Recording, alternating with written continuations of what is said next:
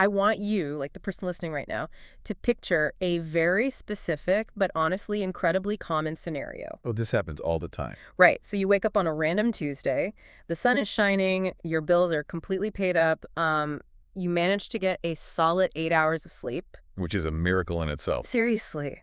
But you have absolutely nothing objectively wrong in your life. You are, by all measurable metrics, totally fine. Right. But then as you're just standing in your kitchen waiting for your morning coffee to brew, this sudden, inexplicable wave of just heavy, suffocating sadness washes over you out of nowhere. Yeah, or maybe it's not even sadness. Maybe it's this tight, buzzing, almost electric anxiety vibrating in your chest. Exactly. And if someone walked in and asked you why you were feeling that way, you could not point to a single logical reason. You'd have nothing. Nothing. And usually when this happens to you, you probably just chalk it up to a weird fluctuation in brain chemistry, right? Or maybe a stressful dream you forgot the moment you woke up. Or just the generalized, ambient stress of modern life. We have been so culturally conditioned to immediately look for a physiological trigger for everything we feel. We really have. We always assume the origin of our emotional state is entirely internal. Like we assume that whatever happens in our mind or our chest belongs exclusively to us. We take complete ownership of that anxiety. We think this is my burden. Right. But what if I told you that, according to the deeply intricate worldview we are exploring in our deep dive today, that random, heavy mood swing might not actually belong to you at all? Just as a wild concept. It is. What if, instead, that feeling is actually your tiny, microscopic, intensely diluted share of a massive global catastrophe? Wow.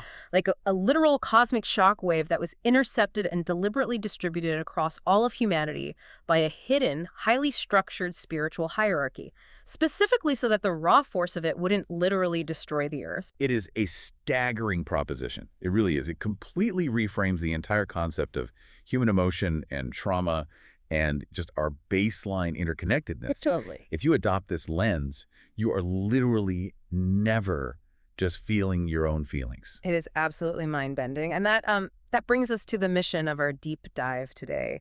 We are exploring the hidden and honestly quite terrifying architecture of the universe as it's described in the final section of a remarkable manuscript. Yeah, the text is called The Ranks of Divine Saints. Written by the 19th century scholar Sheikh Mohammed Effendi Abidin.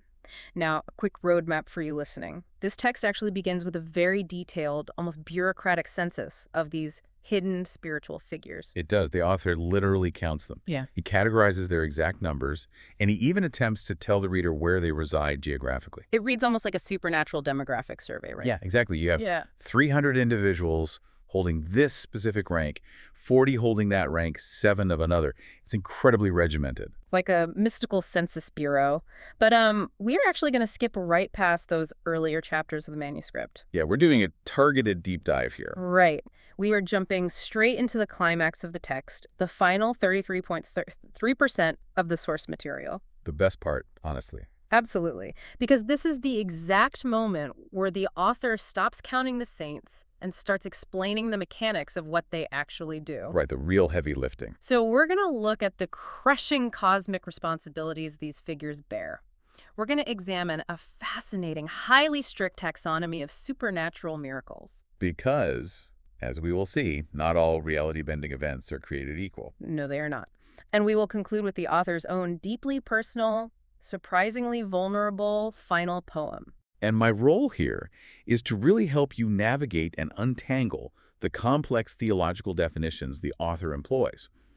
Because he takes what you might usually think of as the most nebulous, hazy, mystical concepts imaginable. Unseen spiritual guardians, divine decrees, supernatural phenomena. And he approaches them with a precision that honestly borders on the scientific. He really breaks it down into a science. He does.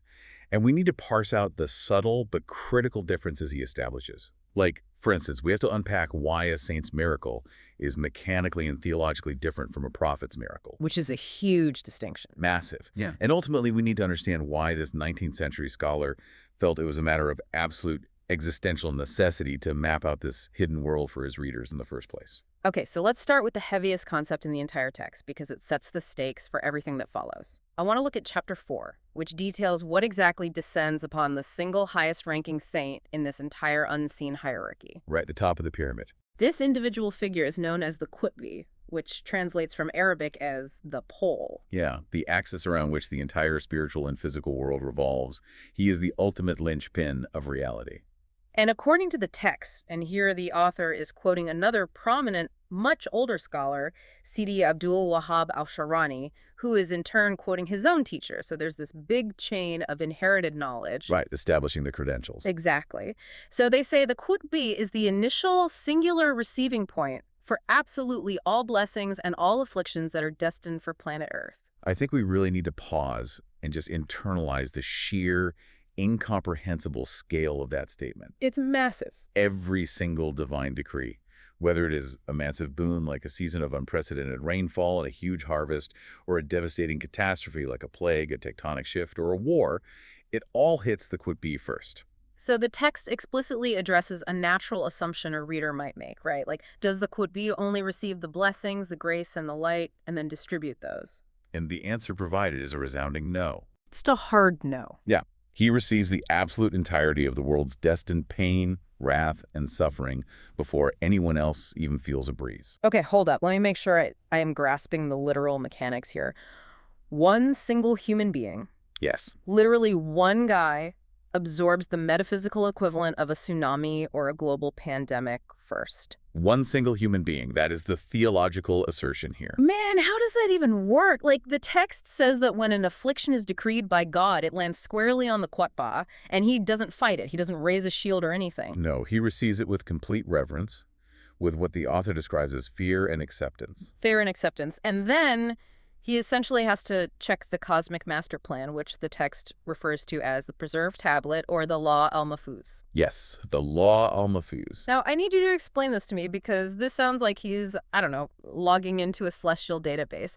Is this a literal stone tablet floating in the sky, or what are we talking about here? So the Law al-Mahfuz is a fundamental concept in this theological framework, and it's best understood not as a physical object made of stone, but as the ultimate comprehensive matrix of divine decree. Oh, okay. A matrix. Right. It is the source code of reality, where everything that has ever happened, is happening, or will happen is recorded. Wow. So when the Qutbi receives the initial impact of the affliction, his spiritual state allows him to perceive or read this matrix.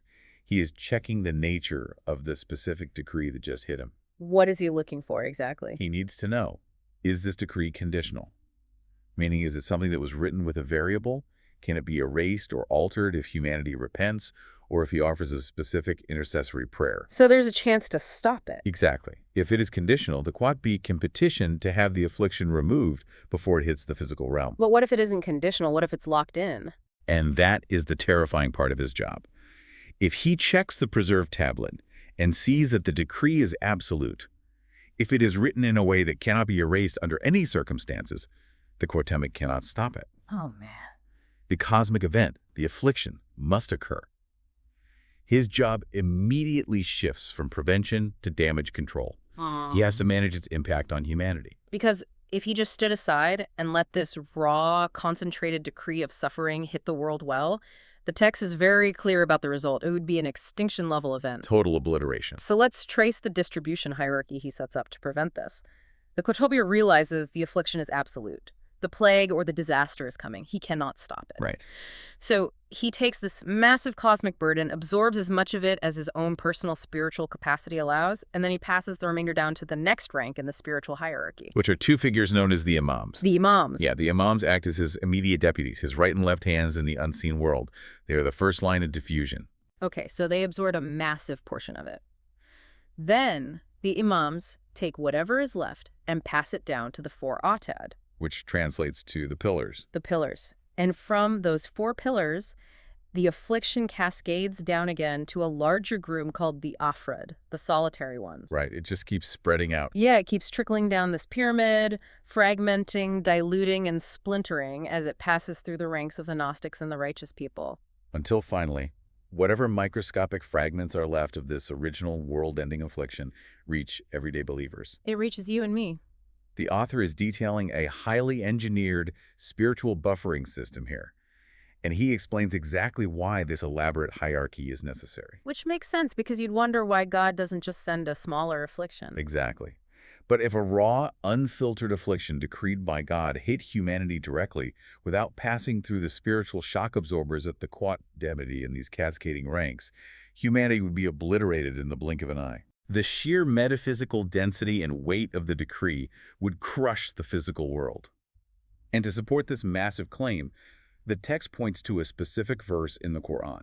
What's the verse? It says, "Were not for God checking people by means of others, the earth would have been corrupted." Okay, so checking people by means of others. Yeah, in the traditional surface-level reading, this might mean physical armies keeping each other in check so tyrants don't take over. Sure, geopolitical balance. Right. But in this mystical interpretation, the others doing the checking are these unseen saints, physically and spiritually absorbing the shockwaves of divine wrath. Okay, I was trying to wrap my head around this earlier, and the closest analogy I could come up with is how a municipal power grid works. Oh, I like this. Let's hear it. So let's think about the sheer voltage required to run an entire city. You have a massive power plant generating electricity. The raw voltage coming out of that plant is astronomically high. We are talking hundreds of thousands of volts. Insane amounts of energy. Right. If you took that raw transmission line and plugged it directly into the toaster sitting on your kitchen counter, your toaster wouldn't just break. No, your entire house would instantly explode into flames. Exactly. The power is simply too immense for the household wiring to contain. So in this framework, the quantum bob is essentially acting like the massive primary step-down electrical transformer for an entire city. Right. The raw lethal energy hits him first. He steps it down, taking the absolute brunt of the heat and the pressure, and passes it to the regional substations, which would be the two imams. The deputies. Yeah.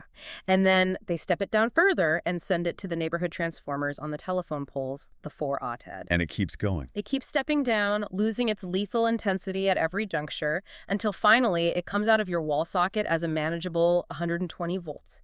It's just enough energy to toast your bread, or in the case of the affliction, just enough suffering to humble you without burning down your entire life. That is perfect. So the spiritual hierarchy is quite literally a cosmic step-down transformer for human suffering. That analogy operates perfectly on multiple levels, because in a physical power grid, the original voltage doesn't disappear. Right, conservation of energy. Exactly. Yeah. It cannot be destroyed. No. It just changes form and intensity so that the end user, everyday humanity, can survive the contact.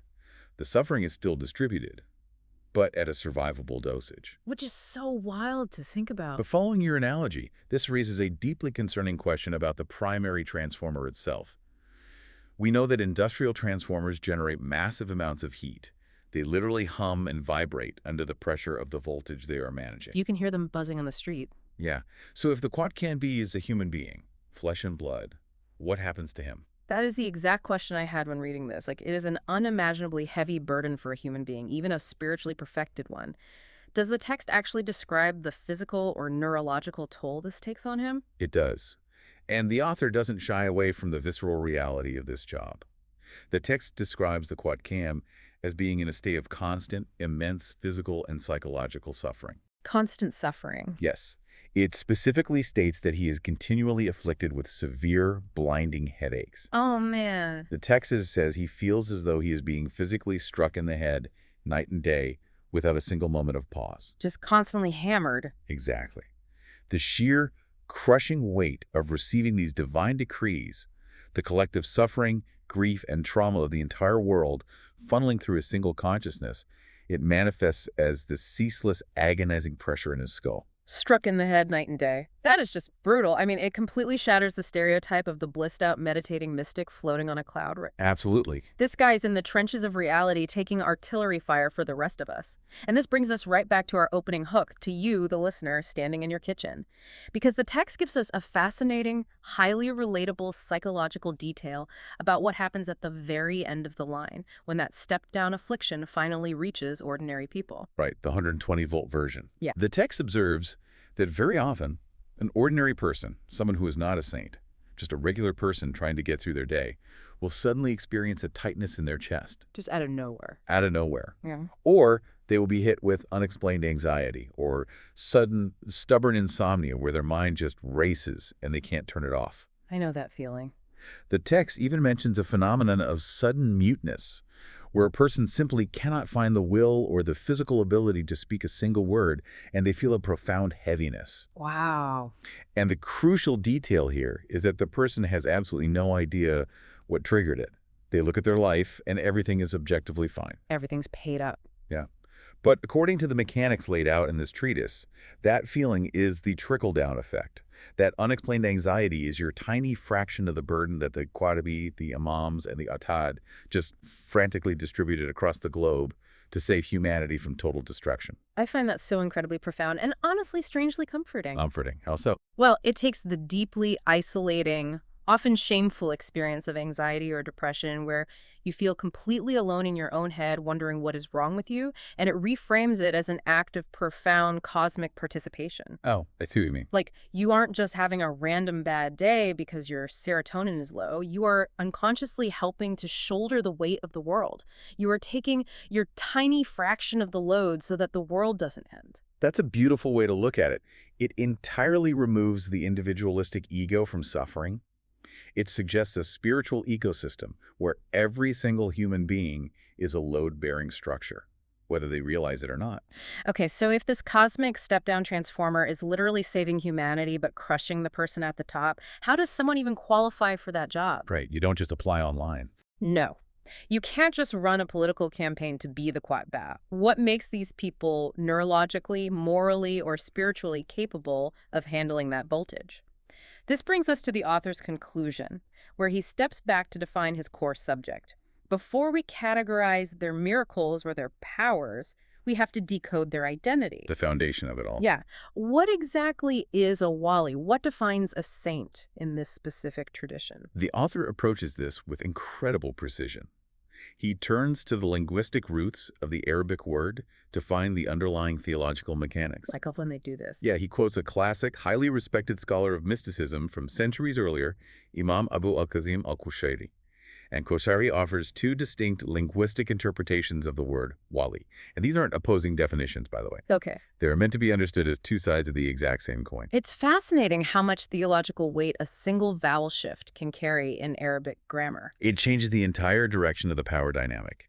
So the word wali comes from a root that implies closeness, guardianship, alliance, or continuity. Closeness and continuity. Right. Qushayri points out that you can read the grammatical form fa'il in two distinct ways. The first way is active reading fa'il as fa'il. Okay. Active. In this active sense, the wali is the one doing the action.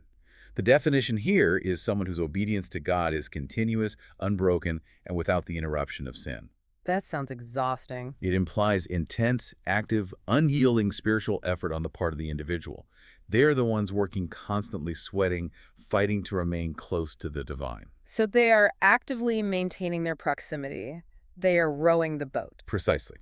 But then Qushayri offers the second interpretation, which is passive reading fa'il as maf'ul. Passive. Yeah. In this passive sense, the wali is the one receiving the action. Here, the definition shifts completely. A wali is someone whom God actively protects, preserves, and keeps on the path of success. Oh, that's a big shift. It is. In this reading, the saint isn't just holding on to God with a white-knuckled grip. God is holding on to the saint. Active obedience versus passive protection. The saint is working incredibly hard, but ultimately it is God's active preservation that keeps them from falling off the tightrope. Exactly. Now, I need to stop you there because this brings up a really critical theological loophole that I want to push back on. Let's hear it. Because the expert sources make a massive effort to clarify this concept of protection. If a saint is defined by continuous obedience, does that mean they are perfect? Are we saying these people never make a single mistake? Because if they don't make mistakes, they aren't really human anymore. This is perhaps the most vital point in Islamic theology regarding sainthood, and the author is fiercely careful to clarify it so he isn't accused of heresy. Because perfection is a big claim. Huge. There is a strict, impenetrable wall between a prophet and a saint. Prophets figures like Moses, Jesus, Muhammad are described by the term masum. Masum. That word means infallible. It means they are divinely prevented from committing moral errors or sins.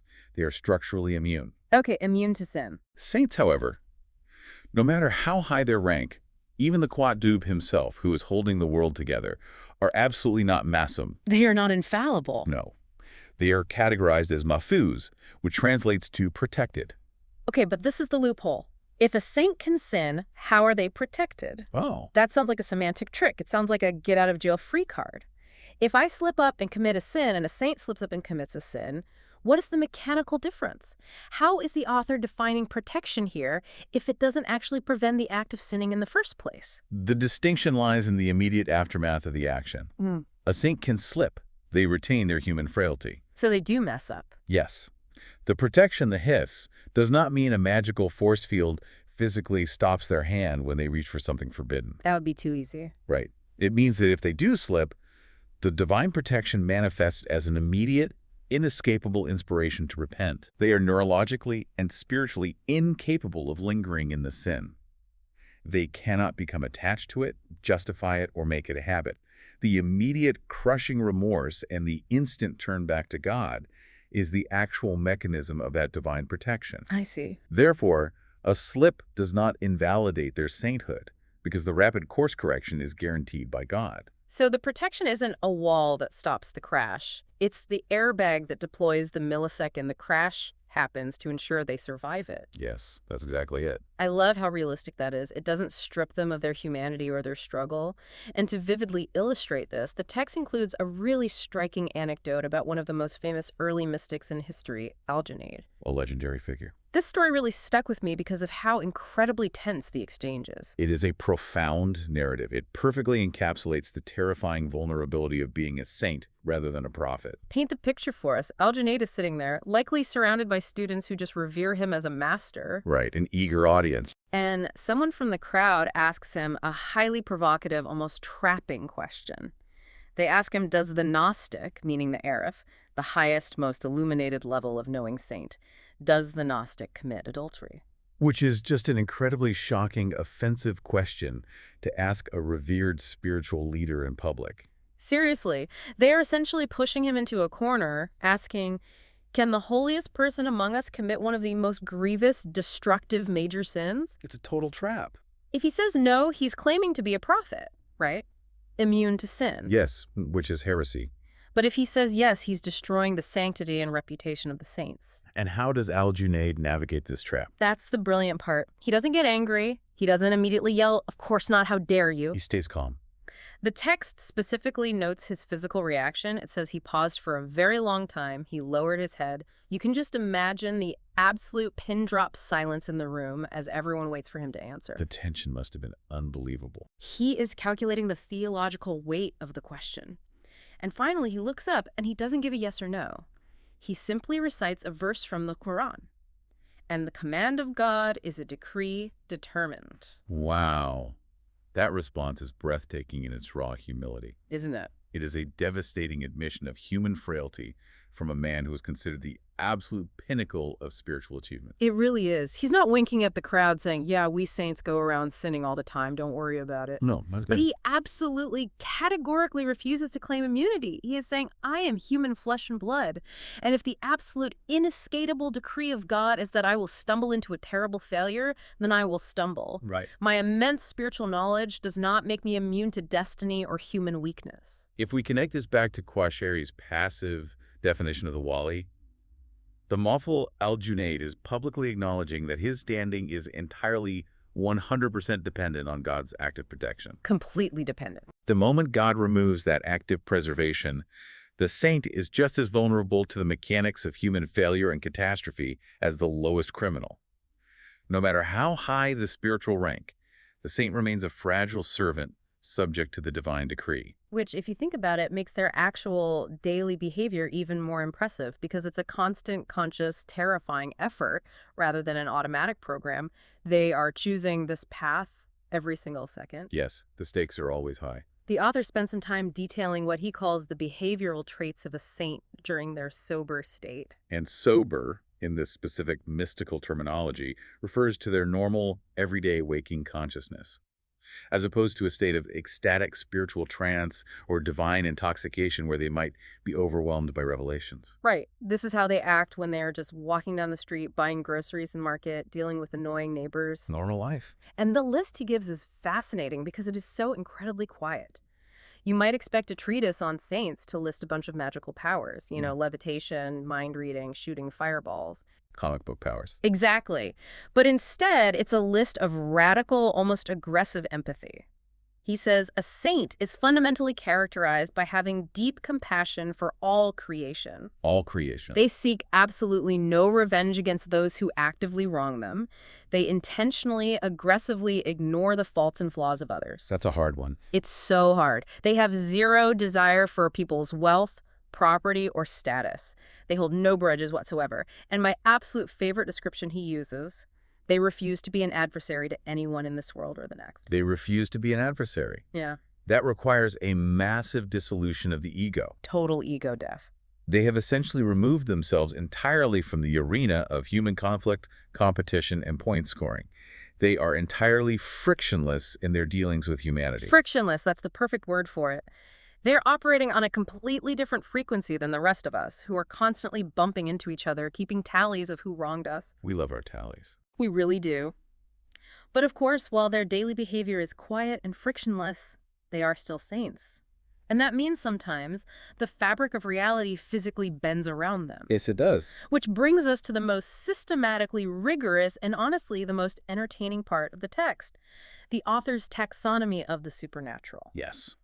The author now shifts his focus from the internal character of the saint to the external phenomena that surround them.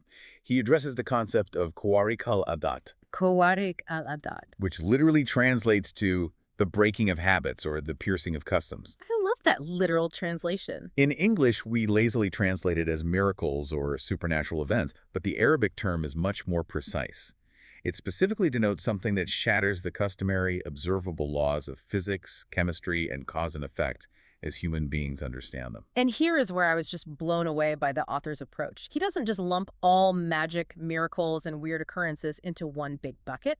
He creates a meticulous, multi-tiered classification system. Very systematic. He is desperately trying to separate true divine intervention from cheap parlor tricks, and more importantly, from demonic deception. So he creates 7 distinct categories of the supernatural. 7 tiers. Now, instead of just reading these off like a list, I want us to really dig into the mechanics of each one because the distinctions are razor sharp.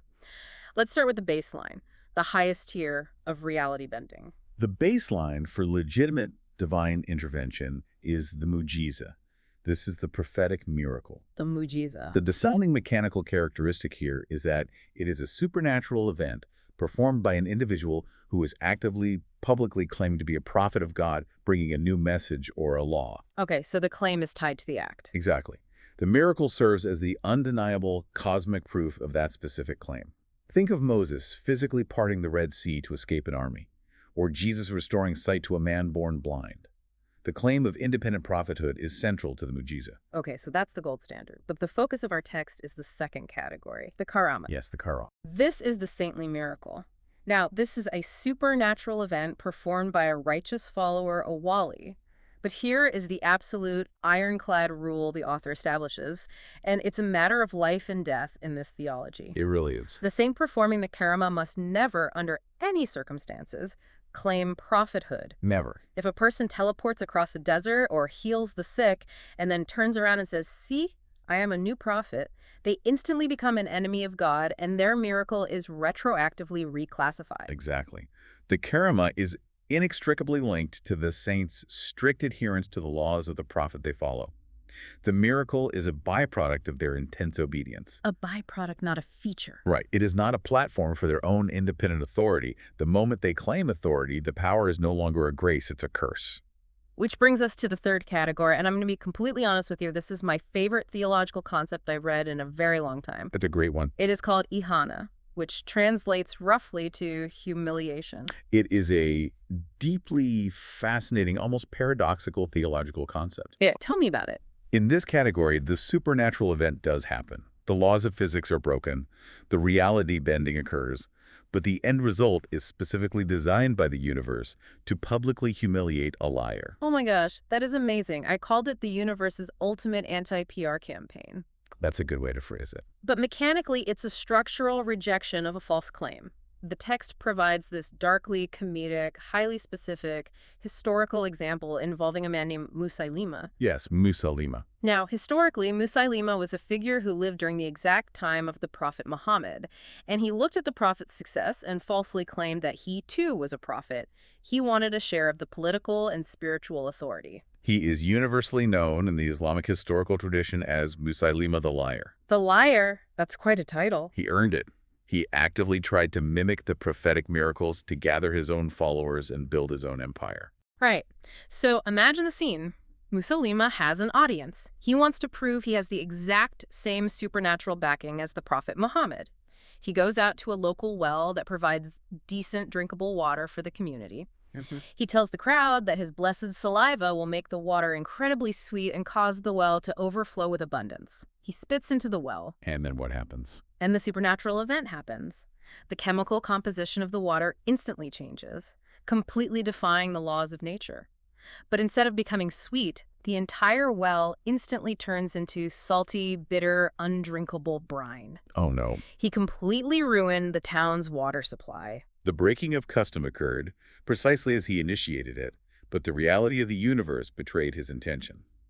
The cosmos obeyed the command to change, but executed the change in a way that exposed his fraud. But wait, it gets better. The author gives another example, and it gets so much worse for him. How could it be worse? Another time, his followers present him with an orphan child, and they ask him to bless the boy, to show his divine grace. Musaylima dramatically rubs the child's head, probably expecting the kid to glow or something. Right. Instantly, supernatural biology takes over. All of the child's hair falls out, he goes completely bald, and he develops a chronic scalp disease right there on the spot. Man, it is a devastating theological point wrapped in what appears to be a cruel slapstick joke. It feels like a cartoon. It does. But the universe is responding to his request to bend nature, but it is bending it in a way that exposes his absolute lack of divine favor. The critical takeaway here is that it's not that his magic failed to work. It's that the supernatural realm actively, aggressively rejected his authority. It weaponized his own attempt at a miracle against him. It's humiliation perfectly defined. Okay, let's pivot to something less dramatic. The fourth category is much gentler, and it applies to the listener. It's called ma'una, which translates to assistance. Assistance. This isn't for prophets, and it isn't for highly trained saints. It's for everyday people. Yes. Ma'una refers to those sudden, inexplicable moments of divine help that completely ordinary believers experience to get them out of highly dangerous or tough situations. Like what? Give me an example. Imagine you are driving on the highway and someone swerves into your lane.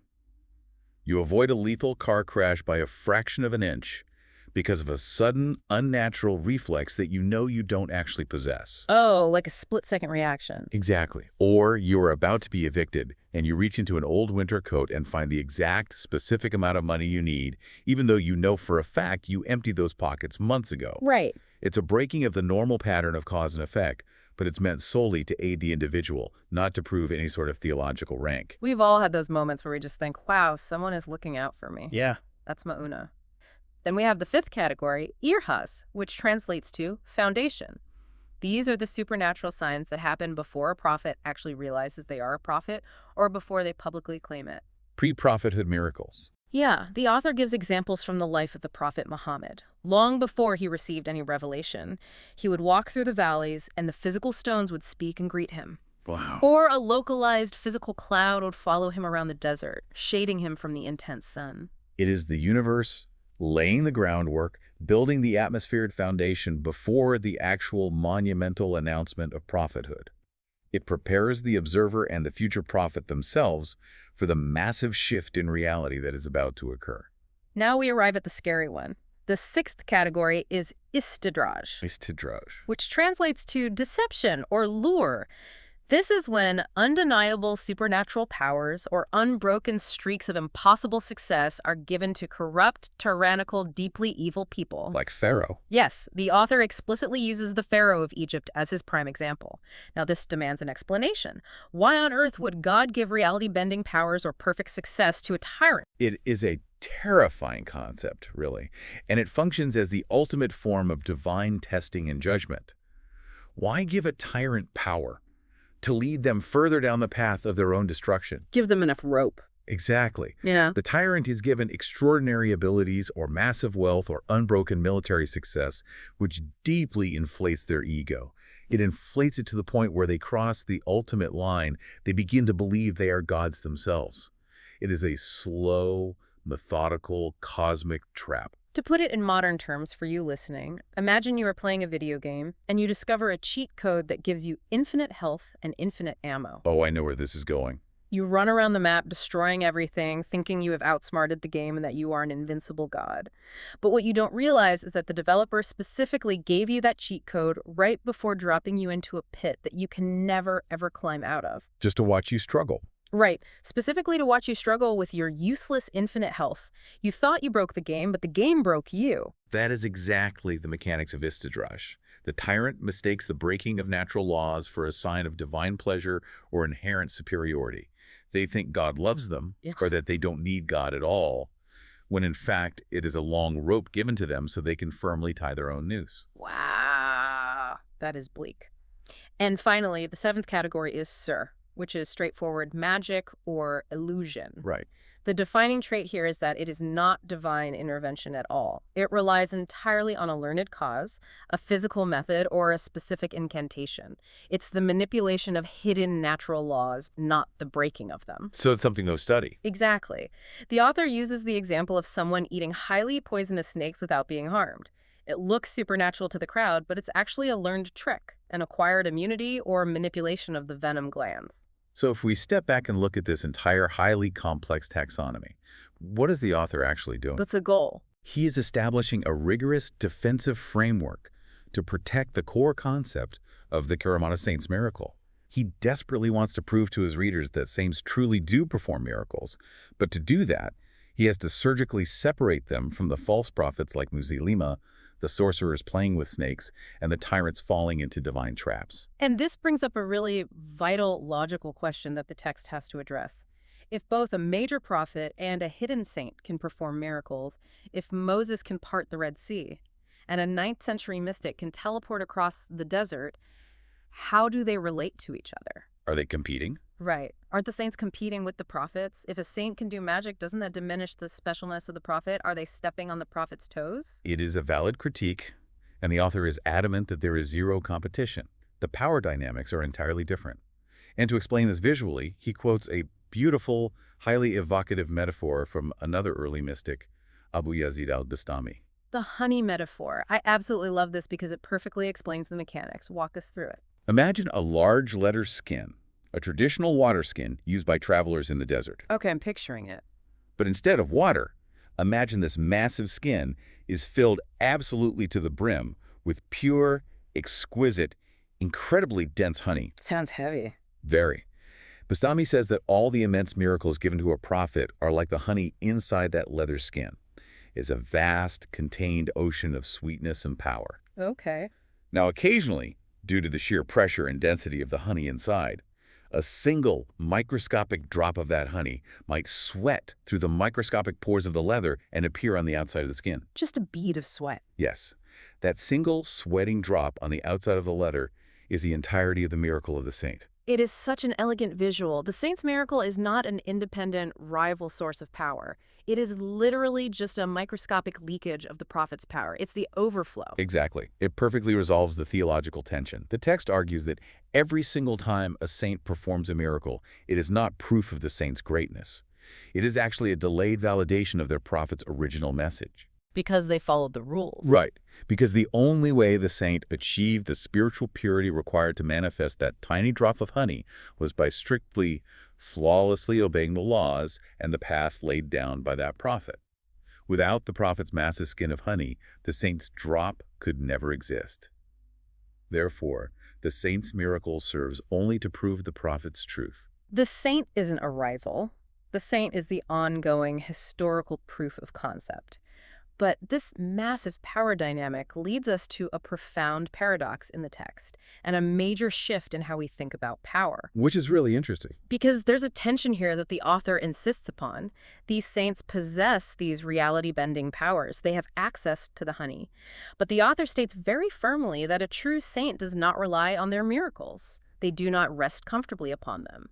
which is entirely counterintuitive to how human beings normally process power or advantage. Right. Think about yourself listening right now. If you woke up tomorrow and found you could suddenly teleport or read minds or heal sickness with the touch, you would feel pretty incredible about yourself. You'd feel invincible. You would probably monetize it. You put it on your LinkedIn profile. You would feel like you had spiritually arrived.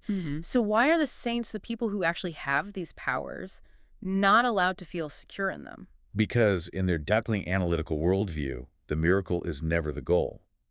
The text explains that true saints view miracles merely as a temporary increase in certainty about God's power.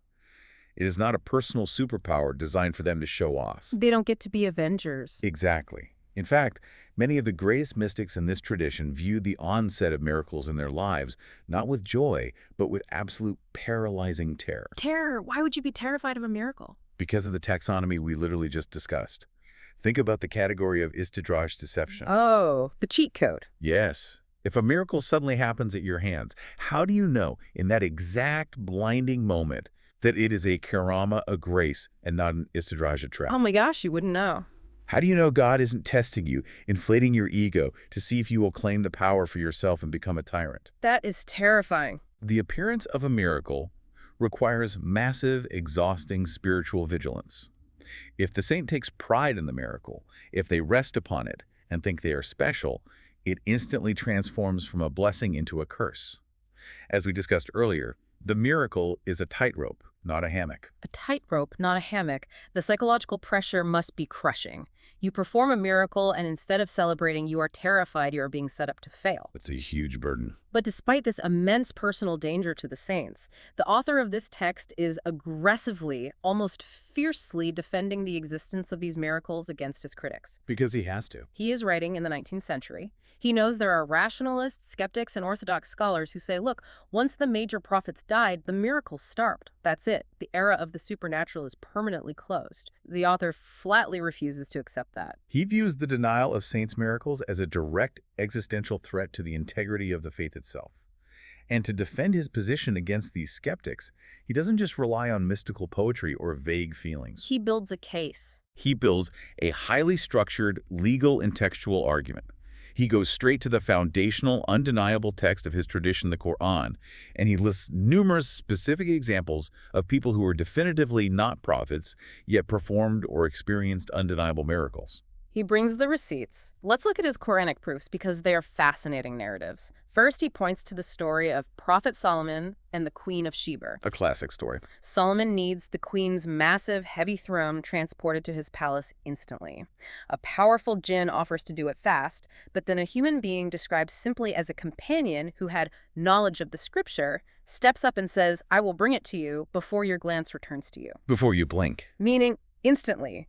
And he teleports the throne. The author emphasizes heavily that man was not a prophet, he was a saint. He possessed the knowledge to manipulate reality, but he wasn't claiming prophethood. Right. Then the author moves to Mary, the mother of Jesus. Now, it is crucial to understand that in this specific theological framework, Mary is considered a highly elevated saint, a waliya, not a prophet. A saint. Okay. Yet, the Quran describes her experiencing profound, continuous miracles. The text says that whenever the prophet Zechariah entered her locked sanctuary, he found her supplied with fresh, out-of-season food that she could not possibly have procured in the physical world. And later, during the intense pain of childbirth, she is entirely alone in the desert. The divine voice tells her to grab the trunk of a massive, fully grown palm tree and shake it. Which is impossible. Right. Physically, a woman in labor cannot shake the trunk of a mature palm tree enough to drop fruit. It defies physics and human biology. Yet she shakes it, and it drops fresh dates for her. The physical action is required, but the result is entirely supernatural. It is. He also cites the famous story of the Sleepers of the Cave, a group of young men who hid in a cave to escape religious persecution and were kept asleep by God for over 3 centuries to protect them from a tyrant. And they weren't prophets, just righteous youths. The author even points out the miracle of their dog, who miraculously guarded them for 300 years without dying. And that's all in the text. But the most significant proof he brings up is the figure of Al-Qadr. We need to spend a minute on Al-Qadr because his dynamic with Moses completely upends traditional power structures. The story of Moses and Al-Qadr is one of the most complex narratives in the Quran. Al-Qadr is a mysterious figure who possesses a specialized, hidden knowledge of destiny and the inner workings of reality. Knowledge that Moses doesn't have. Exactly. Knowledge that even Moses, who is one of the 5 greatest prophets in history, does not have. Moses is commanded to travel with Al-Qadr and learn from him. And again, the author categorizes Al-Qadr here as a wali, a saint, not a prophet. This is a massive deal. A major law-bearing prophet is forced to act as a student to an unnamed saint. Yes. Moses represents the external law, the what you were supposed to do. Al-Qadr represents the unseen reality, the cosmic WHY behind events. Al-Qadr does things that appear terrible on the surface, damaging a boat, killing a boy, rebuilding a wall for ungrateful people. And Moses protests. Moses constantly protests because these actions violate the external law.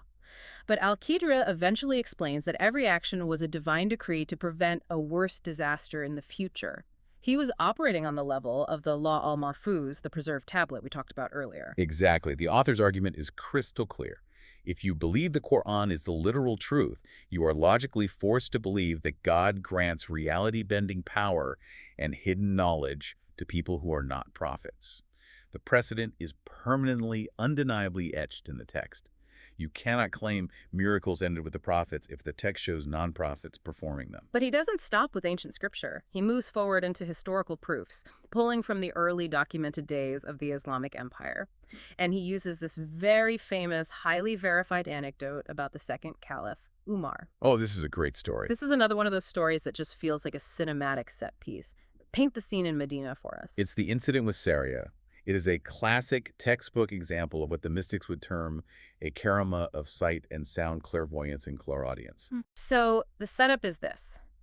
The Caliph Umar is in Medina, the capital of the empire. He is standing on the pulpit in the main mosque, giving the formal Friday sermon to a massive congregation. Everyone is listening to him speak about theology or law. A very normal Friday. Right. Meanwhile, hundreds and hundreds of miles away in the deserts of Persia, one of his military commanders, a man named Saria, is leading an army.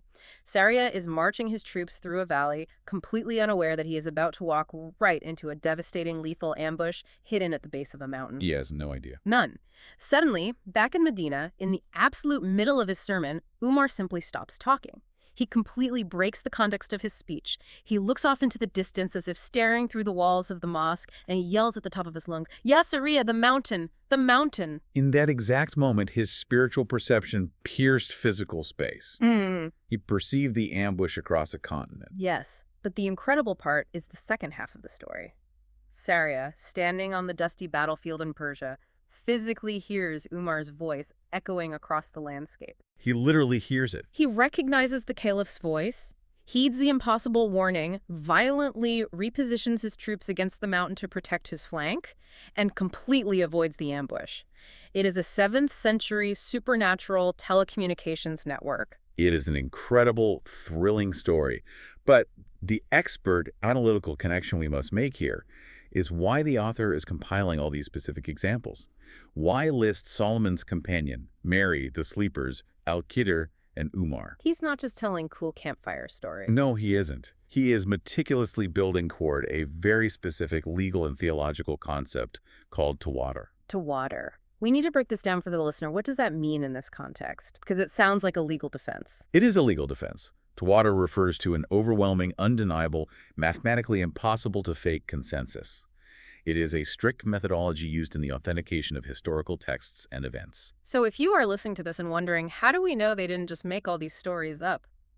Oh, this is the author's answer. I like to think of Tawatur like an early organic version of blockchain technology. Blockchain. That's a very modern leap. Explain how that connects. Well, think about how a blockchain ledger works. If I want to prove a transaction happened, I don't just rely on one guy's receipt. The transaction is verified by thousands of independent nodes across the network simultaneously. Okay, I follow. If someone tries to hack one node and lie about the transaction, the thousands of other nodes reject it because their ledgers don't match. It is mathematically impossible for thousands of independent disconnected nodes to collude on the exact same lie at the exact same time. That is what the author is arguing with Tawatur. He is saying that when you take the Quranic verses and you combine them with the historically verified accounts of the early caliphs, and you add the thousands upon thousands of documented independent accounts of mystics experiencing miracles throughout the centuries, from Spain to Indonesia, the existence of saints' miracles reaches to water. It's too distributed to be faked. Exactly. It is verified by too many independent nodes to be a lie. That is a remarkably accurate way to explain the epistemology. His point is that you simply cannot dismiss this as fringe superstition or mass hallucination. To deny the existence of these miracles, according to the author's logic, is not just to doubt a few eccentric mystics. It is to deny the core historical and textual reality of the faith itself. You're calling the whole system into question. You are essentially calling generations of the most pious, legally rigorous figures in human history liars or fools. Which brings a massive, imposing weight to the text. This isn't just abstract theory for him. This is the literal bedrock of reality. And that profound, desperate belief sets the stage for the final shift in the manuscript, which brings us to the concluding Tawasul. The manuscript ends with a very specific, mundane timestamp, which actually makes the conclusion quite poignant. It concludes on a Wednesday, the 8th of Shawwal, in the Islamic year 1224 AH. Which puts us right around the very early 1800s, roughly 1809 CE. And the reason this date matters so much is because of the incredible, jarring shift in tone that happens right here on this Wednesday at the very end of the manuscript. It is a transition from the academic to the intimately spiritual. For pages and pages, for hours of reading, we have been analyzing this intense, highly structured, almost clinical theological taxonomy. He's been categorizing miracles into 7 tiers, debating linguistic roots with Kushari, citing historical proofs and blockchain-level consensus. It's very dry, very academic. Very rigorous. And then suddenly, on this Wednesday in 1809, the author just drops the academic voice entirely. He abandons the scholarly distance. He breaks into a deeply emotional, highly structured, wholly original poem. He transitions from speaking about the unseen world to speaking directly to it. He engages in a practice known as Tawasul. Tawasul, seeking intercession. Let's unpack how he uses this mechanic in the poem because it ties everything we've talked about together. Tawasul is the act of supplicating to God, but asking for favor, forgiveness, or protection by means of someone or something beloved to God. The author is directly addressing God in the poem, but he is bringing the very spiritual hierarchy. Like character references. In a way, yes. He says, essentially, "Oh God, I ask you by the rank of the Poles, the Huatbo, by the rank of the Abdal, the Atad, the Nujaba." Wait, let me stop you. The Abdal, the Nujaba. He starts naming these ranks, but who are they? We covered the Quatab, the Imams, and the Atad, but who are these new groups? Ah, yes. The Abdal, the substitutes, and the Nujaba, the nobles, are just further lower ranks in that massive cosmic census we skipped over at the beginning. They are essentially the middle management of the spiritual grid. The Atad manage regions, while the Abdal might manage specific cities, constantly replacing each other when one dies to maintain the spiritual balance. Got it. So he's literally calling roll on the entire cosmic census he just completed. He's invoking the entire grid. Exactly, and the poem explicitly states his reasoning for doing this. He says that these figures, from the Quatab down to the Nujaba, are the equipment against descending afflictions. They are the shields.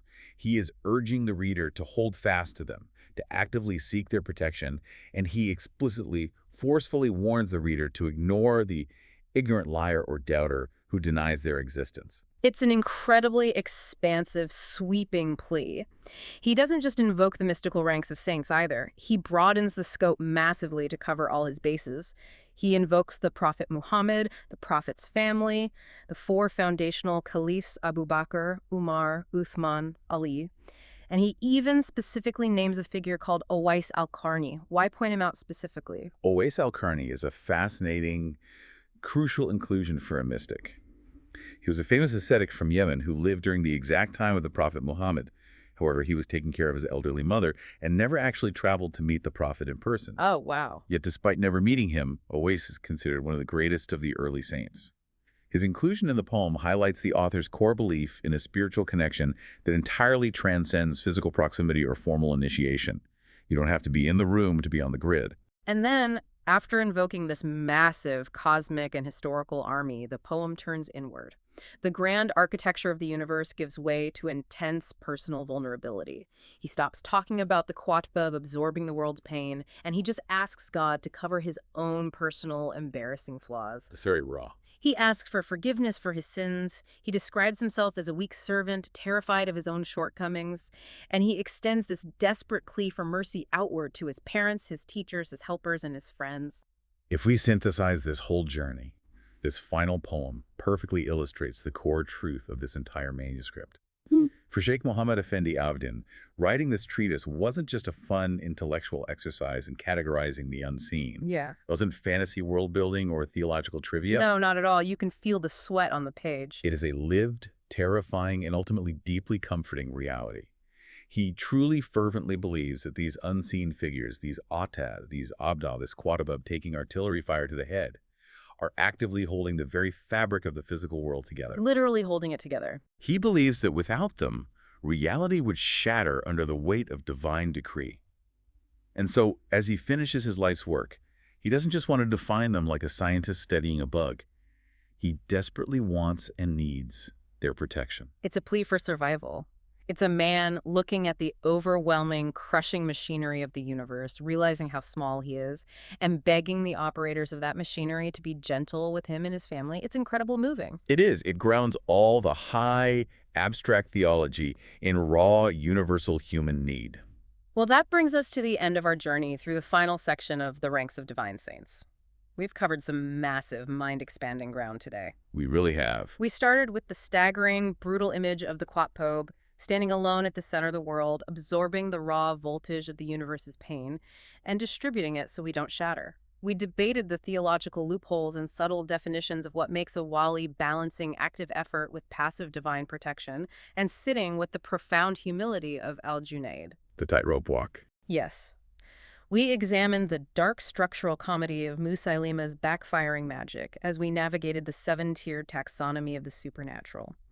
We watched Al-Qidla upend the rules of prophethood, and we saw Caliph Umar project his voice across a continent, and we ended on a Wednesday in 1809 with a scholar's poetic, deeply vulnerable plea for cosmic protection. It is a profound, challenging framework for understanding the unseen forces that shape our physical and emotional reality. It really is. And before we go, we want to leave you, the listener, with one final provocative thought to ponder as you go about your day. Something to mull over. Exactly. We live in an era of intense, unyielding hyper-individualism. We are constantly taught by our culture, our media, and our science that our anxieties, our sudden successes, our random mood swings, and our deep, inexplicable sorrows are entirely our own doing. It's all on us. We are told they are a product of our personal brain chemistry, our individual choices, our immediate environment. We fundamentally believe we are hermetically sealed islands of experience. But the worldview presented in this 19th century text completely shatters that isolation. It suggests a profound, unseen, and entirely inescapable interconnectedness. It suggests that you are not an island. You are a node in a vast, humming, vibrating spiritual grid. The implications for how we view our own daily suffering and the suffering of the strangers around us are immense. It forces profound empathy. Exactly. So, tomorrow morning when you wake up and you feel that sudden, unexplainable pang of sorrow, or a bizarre, sudden moment of absolute frictionless peace, instead of just blaming it on your morning coffee or a lack of sleep or a stressful email you got the night before, I want you to stop and ask yourself a different question. What's the question? What if you are carrying a microscopic fraction of someone else's burden? What if in that very moment you are participating in a global spiritual ecosystem without even knowing it? What if your anxiety is simply the echo of a catastrophe that was averted? Right. Think about that the next time you feel the weight of the world pressing down on your chest.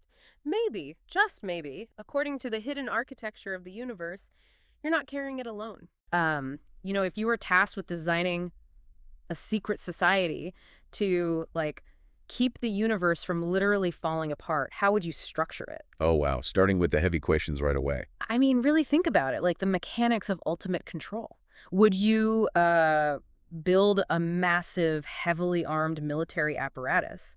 Or maybe create a shadow council of billionaires manipulating global markets through algorithms? Yeah, usually when we think about hidden power, our minds immediately go to Dark rooms, heavy oak tables, people moving geopolitical chess pieces to control nations. Exactly. We have this deep-seated bias that influence requires noise, right? Like force, visibility, money. Right, because the default assumption in almost, well, every human culture is that power is inherently loud. It has to be seen. Yeah, it's coercive. It's deeply intertwined with material wealth, physical dominance, or the ability to inflict violence. We just naturally equate the capacity to shape the world with the capacity to dominate it. Right. The idea of quiet power feels almost like an oxymoron to the modern mind, honestly. Which is exactly why the stack of sources we are looking at today is so incredibly compelling. So welcome to the deep dive. I'm your host, and joined by our resident expert here, we take a pile of research, historical texts, and we try to extract the underlying framework. Fascinating nuggets of insight that shift how you view the world. Right. And today we are opening up a text that completely shatters that baseline assumption about what power actually is. We are exploring the blueprint of a hidden spiritual government. A literal organizational chart of the universe. Yeah, where the absolute peak of power is defined not by wealth or force, but by profound silence, radical generosity, and complete intentional invisibility. It is the ultimate inversion of how we understand authority. So the source text we are unpacking today is this intricate historical treatise called The Ranks of Divine Saints. Oh, that sounds intense. It is. In Arabic, the title is Ijab al-Ghawth. It was compiled by the 19th century Damascene scholar Sheikh Muhammad Amin ibn Abidin. And the origin of this text is actually super fascinating because of how reluctant he was to even write it. Wait, he didn't want to write it. He didn't just wake up one day and decide to write a fantasy novel about invisible wizards. Far from it. I mean, Ibn Abidin was a serious, hardcore jurist. He was heavily entrenched in the day-to-day legal realities of the Ottoman Empire. Like a lawyer or a judge. Exactly. He wrote this specific treatise mostly because the nobles, the political elite, and the prominent intellectual figures of his time were essentially pestering him. No way. Yeah, there was this pervasive, almost whispered obsession in society about the rumors of this hidden spiritual government. Oh, I see. Like an urban legend they wanted him to verify. Right. These elites practically demanded that he, as a rigorous scholar, codify it. They were like, explain the mechanics, lay out exactly how this hidden hierarchy supposedly functions. So he was kind of backed into a corner. Completely. He was fulfilling a request to map something that is fundamentally unmappable. Wow. Okay, so before we get into the actual architecture of this map, we need to establish the lens for this deep dive. Yes, very important. Because for you, the listener, navigating this material requires a very specific mindset. We are about to walk through an immensely detailed, highly structured, almost bureaucratic chart of spiritual saints. Right, and whether you choose to view this text as literal theology or like an esoteric cosmology of how the universe literally functions. Or even just as a profound, beautiful metaphor for human moral virtue. Exactly. The text offers a staggering ecosystem either way. It presents a vision of a universe sustained entirely by hidden human purity. Setting that impartial framing is just so vital. Yeah. We are here to unpack this blueprint exactly as Ibn Abidin laid it out. Right. We are exploring the internal logic of the system itself. We aren't here to prove or disprove the physical existence of these hidden figures, Yeah, and we're not endorsing the religious worldview as absolute truth either. We are just examining the architecture of the idea. The way this hierarchy is structured provides a brilliant masterclass in moral philosophy, human psychology, and our relationship with the cosmos. It really challenges you to consider a world where the most important people alive are completely unknown to you. Which is wild to think about. It really is. So let's pull out the organizational chart. Let's do it. If you're examining a hierarchy, you have to start at the apex, right? The very tip of the pyramid. And the text introduces us to the ultimate figure in this spiritual government, a rank known as the Qatbi. The Qatbi, yeah, which translates to the pole or the axis. They are also referred to as the Ghawth, meaning the sucker or the helper. And the analogy Ibn Abidin uses to explain what this person actually does is just brilliantly mechanical. Oh, the millstone metaphor. Yes. He says the Qatbi is like the iron axis or the pin of a millstone. That millstone metaphor captures the physics of this cosmology perfectly. I mean, if you picture a traditional stone mill used for grinding grain. Like the old heavy ones. Right, you have a massive, incredibly heavy stone wheel. The outer edges of that wheel are moving at high speed, right? They are engaged in the violent, destructive, and simultaneously creative friction of crushing wheat into flour. So the world, in this text's view, is that spinning wheel. Exactly. It is chaotic, constantly moving, loud, full of life and death, commerce and war. Just nonstop noise. Yeah, but for that massive wheel to spin without violently flying off its base and destroying the entire building, it must revolve around a single central iron peg. The pin. The pin. The one piece of the machine that does not spin. It remains completely stationary. It absorbs the kinetic energy. It bears the structural weight of the entire moving apparatus. So the quadruped, the pole, is that central human being. Wow. The entire physical and spiritual universe revolves around their perfect spiritual stillness. If that pin snaps, or if it moves even a fraction of an inch off-center, the entire structure of reality wobbles and collapses. Which raises the immediate question, right? Who is this pin? I mean, how does someone become the center of gravity for reality itself? Well, the text actually divides the concept of the quadruped into two distinct categories. Okay, lay it on me. So there's the cosmic quadruped, and then there's the temporal quadruped. And the cosmic level operates on a scale that is almost difficult to wrap your head around. Like beyond human comprehension. Pretty much. The cosmic quadruped is the absolute peak, the highest possible form across all realms of existence. So both the seen physical world we inhabit and the unseen spiritual realms. So who holds that spot? According to the architecture of this text, this ultimate rank is assigned exclusively and eternally to the spirit of the Prophet Muhammad. Oh, interesting. Yeah. There is a profound cosmological quote cited by Ibn Abidin regarding this absolute peak, where the divine voice speaks to the prophet saying, "If not for you, I would not have created the spheres." Okay, let's unpack that because it's not just a poetic compliment, is it? Not at all. When it says the spheres, it refers to the literal planetary bodies, the architecture of the universe. The text is literally claiming that the physical universe only exists as a byproduct of this central spiritual presence. Right. The mechanics of creation in this framework dictate that the prophetic spirit is the original center of the circle, like the first drop of ink on the page. So everything else is just secondary. Basically, Yeah. the universe is essentially the ripples radiating outward from that initial perfect spiritual reality. And the text makes a definitive structural rule here, too. What's the rule? There is no successor to this specific absolute cosmic rank. None. None. It is singular, it is eternal, and it is permanently occupied. Nobody gets promoted to the cosmic quadruped. But the universe is still spinning today. It sure is. We are still living in the physical world, which means we need a pin for our specific era right now. And that pivots us to the second category. The temporal quadruped. Yes, the temporal quadruped, the quat-ab of the physical world right now. The text explicitly calls this person the hidden caliph of their specific generation. Right. The concept of the temporal quadruped brings this grand cosmology down to the street level, you know.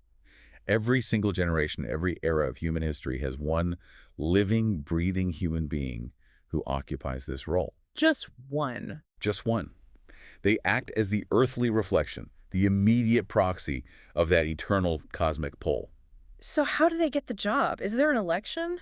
No, the succession mechanism is crucial here. This is not a hereditary monarchy. You don't inherit the rank of Quadpi because of your bloodline or your wealth. Okay. The temporal Quadbot is promoted from the specific ranks immediately below them. The very microsecond the previous Quadbot passes away. Literally the microsecond. No gap. No gap. And the most startling characteristic is their anonymity. They walk among regular people completely undetected. See, that's the part that messes with my head. Yeah. I mean, you could literally buy your morning coffee from the Quappa. You could sit next to them on a crowded subway. You could be arguing with them about a parking space, and you would never know. You would have no idea. But the psychology of this person, the internal state required to bear the weight of the world, is where it gets truly fascinating. Right, because they can't just be an ordinary, stressed-out person. Exactly. The text quotes a scholar named Ibn Hajar, who tries to describe the inner world of this ultimate spiritual leader. He claims a Quattar views the world with absolute, unwavering equanimity. Equanimity, like perfect balance. Total balance. Yeah. To the Quattar, the highly educated scholar and the completely ignorant person are perfectly equal. Wow. The person standing physically next to them and the person thousands of miles away are equal. The path of supreme ease and the path of agonizing difficulty are equal. Okay, wait. We have to analyze the geometry of that equanimity because that's deep. Yeah, think back to the circle metaphor. Okay, so if you are standing anywhere on the outer edge of a circle, your relationship to other points on that edge varies wildly, right? Right. Some points are right next to you, some are on the far opposite side. Your perspective is biased by your location. That's human nature. But if you step inward and stand precisely in the exact center point of the circle, Every single point on the circumference is mathematically equidistant from you. boom, that's it. Exactly. Psychologically and spiritually, the quadrity possesses zero personal bias, zero ego-driven preference, zero tribal affiliation. They just don't care about the drama. They view all of humanity, all suffering, all joy, from a vantage point of perfect divine neutrality. They are not pulled by the gravity of human drama because they are the gravity. Okay, I have to challenge this premise, though, because I know what you, listening to this, might be thinking. Go for it. The text explicitly uses the term hidden caliph. Now, the word caliph inherently implies leadership, right? Rulership, governance over people. Definitely. But if their defining psychological trait is perfect stillness, absolute neutrality, and total lack of preference, does that mean they never actually participate in human society? Like, are they always just a quiet ascetic meditating in a cave while the world burns around them? How do you govern if you have no preferences? It's a great question, and the paradox of action and stillness is directly addressed by Ibn Abidin. The text clarifies that while the vast majority of these quadribulbs throughout history hold only inward, hidden spiritual power, meaning they are indeed anonymous mechanics of the universe, there are historical exceptions. Oh, really? Yes, there are incredibly rare moments where the universe's internal architecture aligns with its external politics. In these moments, the quadribulb holds both the highest inward spiritual mastery and the highest outward visible political power. So they wield both the spiritual scalpel and the political sword. Precisely. The text points to the first four caliphs of Islam, Abu Bakr, Umar, Uthman, and Ali. Okay. Within this specific esoteric framework, these historical figures were not just political heads of state managing massive armies, complex economies, and expanding borders. They were doing double duty. They were simultaneously the spiritual poles of the universe during their respective eras. The physical noise of ruling an empire did not disturb their internal stillness. So they were spinning the millstone with one hand while acting as the unmoving pin with their soul. That's a perfect way to put it. Yeah. But the text is very careful to categorize this overlap of public fame and hidden cosmic weight as the extreme exception. The system usually prefers anonymity. So we have the singular, immense figure at the top bearing the existential weight of reality. But even the Quatbeh isn't a completely isolated CEO. No, you have an executive team. Right. The text introduces two imams, which function as the Quatbeh's direct ministers. Yeah, the organizational chart splits into a binary right beneath the top spot. Okay. You have the Quatbeh as the central monarch, and immediately below them are two distinct ministerial portfolios. Like vice presidents. Exactly.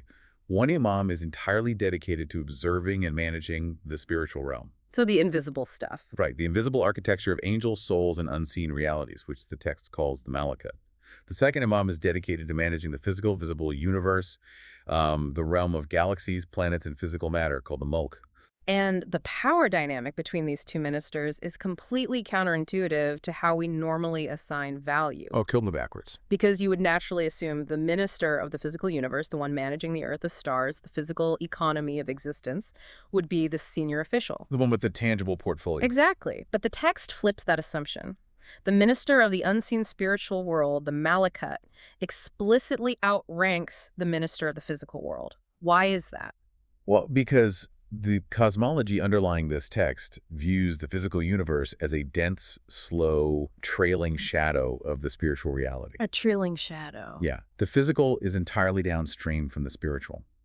Whatever happens in the material world, a war, a storm, a shift in human consciousness happen first in the spiritual realm. Therefore, the imam whose gaze is fixed on the unseen realm is stationed closer to the true source code of reality. They see the cause. The other imam only sees the effect. That makes so much sense. Right. That proximity to the source gives them higher rank. Yeah. And this rank becomes incredibly practical during a transition of power. When the Quadi dies. Exactly. When the Quad dies, it is one of these two imams who is instantly promoted to take their place. It's an airtight succession plan. The universe is never left without a center of gravity for even a fraction of a second. Never. Okay, so we've mapped the executive suite. One Qutbi, two imams.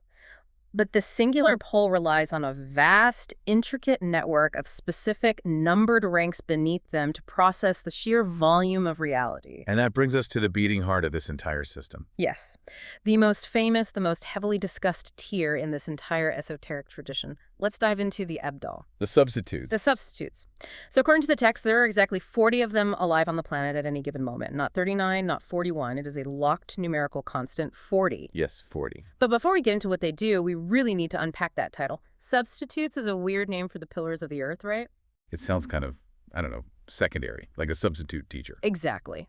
But the text offers 3 distinct explanations for this title, moving from the purely bureaucratic to the deeply psychological. Let's break those down. What is the first reason? Well, the first definition is entirely administrative. It refers to the cosmic replacement mechanism that ensures the structural integrity of the world. Okay. The text states that the moment one of these 40 individuals dies, the divine system immediately substitutes another person into their exact geographic and spiritual slot. So the number can never drop below 40. Never. Because the spiritual tension of the earth requires exactly 40 pillars to hold it taut. The substitution is instantaneous, a reflex of the universe itself. It's a self-healing system, like how the human body instantly begins replacing skin cells when you get it cut.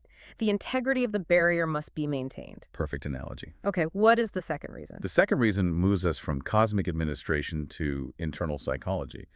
They are called substitutes because of an alchemy that has taken place within their own minds. They change themselves. They have successfully, painstakingly substituted every single negative, ego-driven human trait for beautiful divine attributes. Wow. They have actively swapped out their anger for enduring patience, their inherent greed for radical generosity, their arrogance for profound humility. So the title refers to an internal event. Right. The substitution is the death of their lower self and the installation of a higher operating system. I love that. It means the title isn't just a badge they wear, it's a description of their psychological reality. They are the substitution. And the third reason... The third reason connects these 40 individuals to the grand, sweeping arc of spiritual history. They are called substitutes because they function as the spiritual heirs, the living stand-ins for the prophets on earth. Because the prophets are gone. In the theological framework of the text, the era of formal law-bringing prophets ended with Muhammad. But the earth still needs that specific frequency of divine connection. So they fill that gap. Exactly. So the Abdal act as the substitutes for physical prophets, carrying the same emotional and spiritual weight, absorbing the suffering of humanity, just as the prophets did. So we have 40 people who are constantly being restocked, who have completely rewritten their internal character, and who carry the heavy light of prophethood. That's the resume. The obvious question is, how does the system choose who gets the promotion? We know that if the Qutbi dies, an imam moves up. Does that create a vacuum that pulls everyone else up? It absolutely does. The text outlines a rigid, cascading bureaucratic ladder. The 40 Abdal exist in very specific stratified degrees of spiritual elevation. Okay.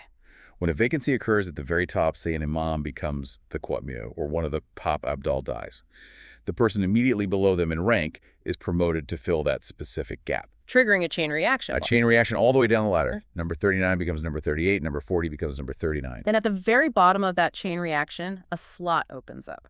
Exactly. At the base of this spiritual hierarchy, the lowest rank of the Abdal becomes vacant.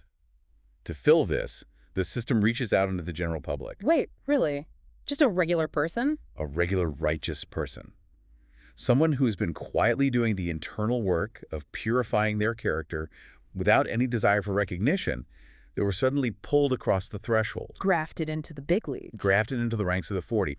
In an instant, they transitioned from being a fundamentally good private citizen to becoming a load-bearing pillar of the universe. Okay, here is where this text completely upends our expectations. I want you to really think about what a saint looks like in popular imagination. Most people picture some really extreme stuff. Yeah. If I tell you there are 40 people holding the universe together, you probably picture incredibly intense ascetics.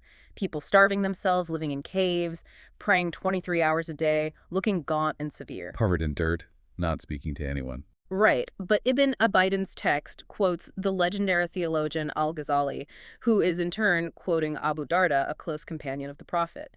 And what Abu Darda says about the qualifications of the Abdal completely destroys that stereotype. It might be the most subversive and beautiful insight in the entire manuscript. It totally dismantles our performative metrics for holiness. So what does he say? The text explicitly states that the Abdal do not surpass normal people through an overwhelming superhuman excess of fasting. Oh. They do not get the job by praying 10,000 more times than anyone else. They don't achieve this rank by wearing the rough, uncomfortable clothes of an ascetic to signal their piety to the world. So what do they do? Their defining qualifications are entirely internal, deeply social, and incredibly gentle. Let's look at the actual list of traits Abu Darda provides because they are jarring in their simplicity. He says they achieve this monumental cosmic rank through pure intentions, a heart that is completely and utterly free of malice toward any Muslim incredible reflexive generosity, and this is the one that stops you in your tracks, a naturally smiling, cheerful disposition.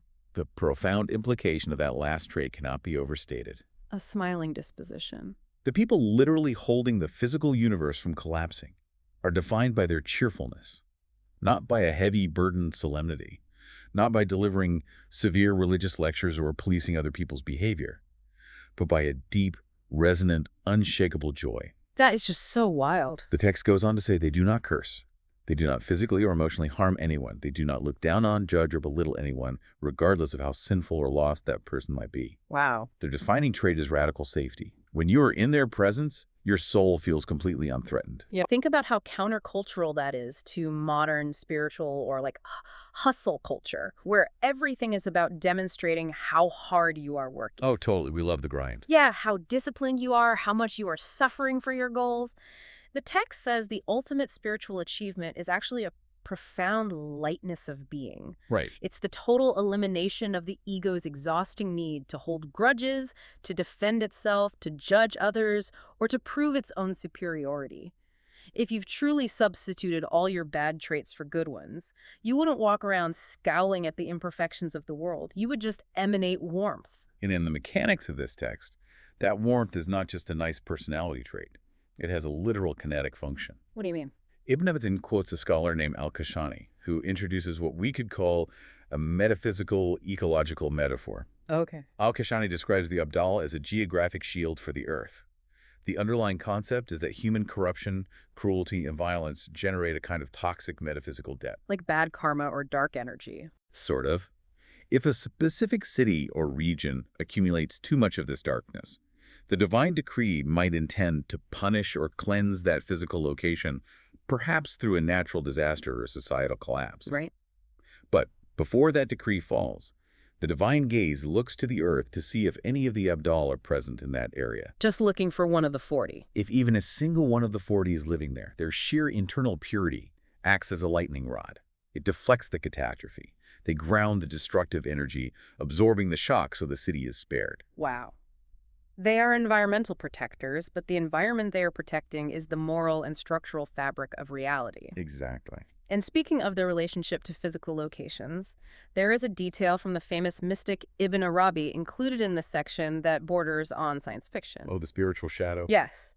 He notes that if one of the Abdal has been living in a specific town, integrating with the community, and they eventually decide to travel and leave that physical location, they don't leave a vacuum behind them. The mechanics of their spiritual density are fascinating here.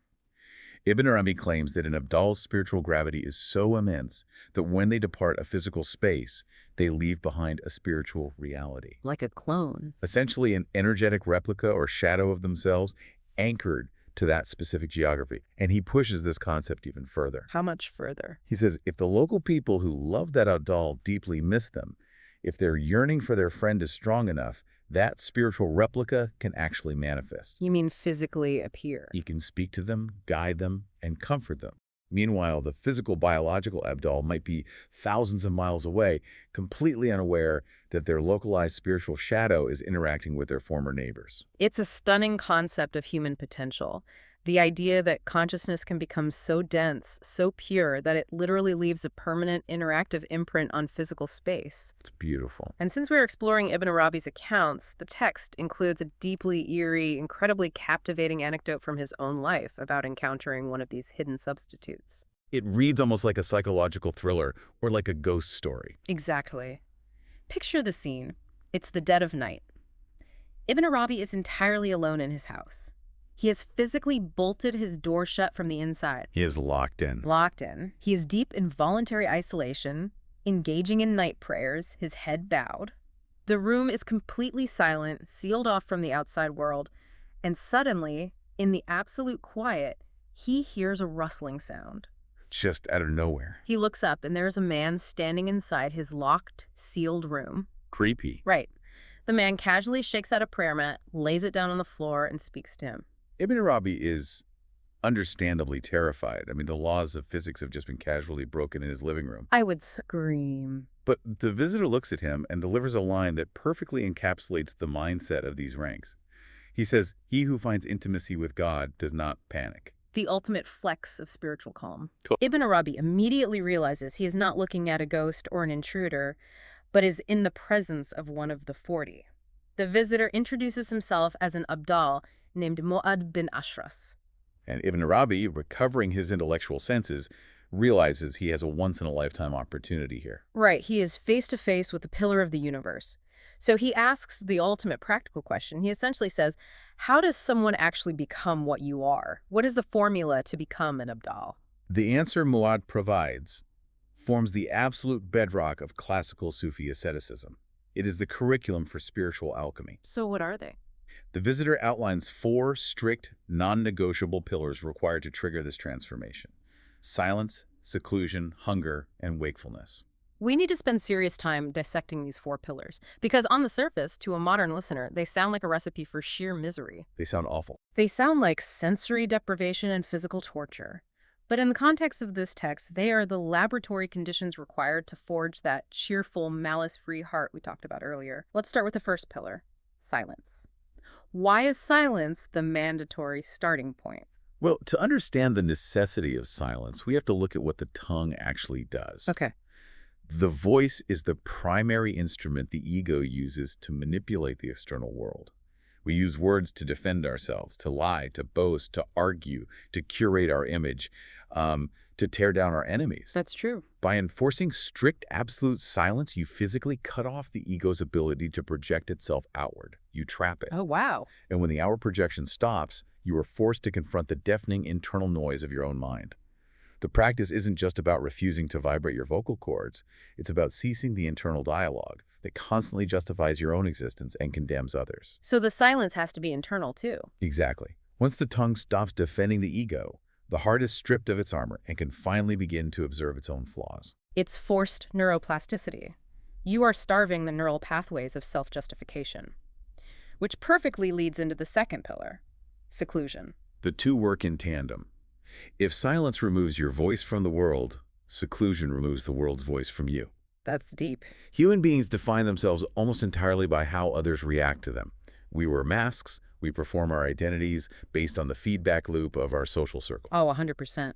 Especially with social media today. Seclusion forcefully strips away the audience.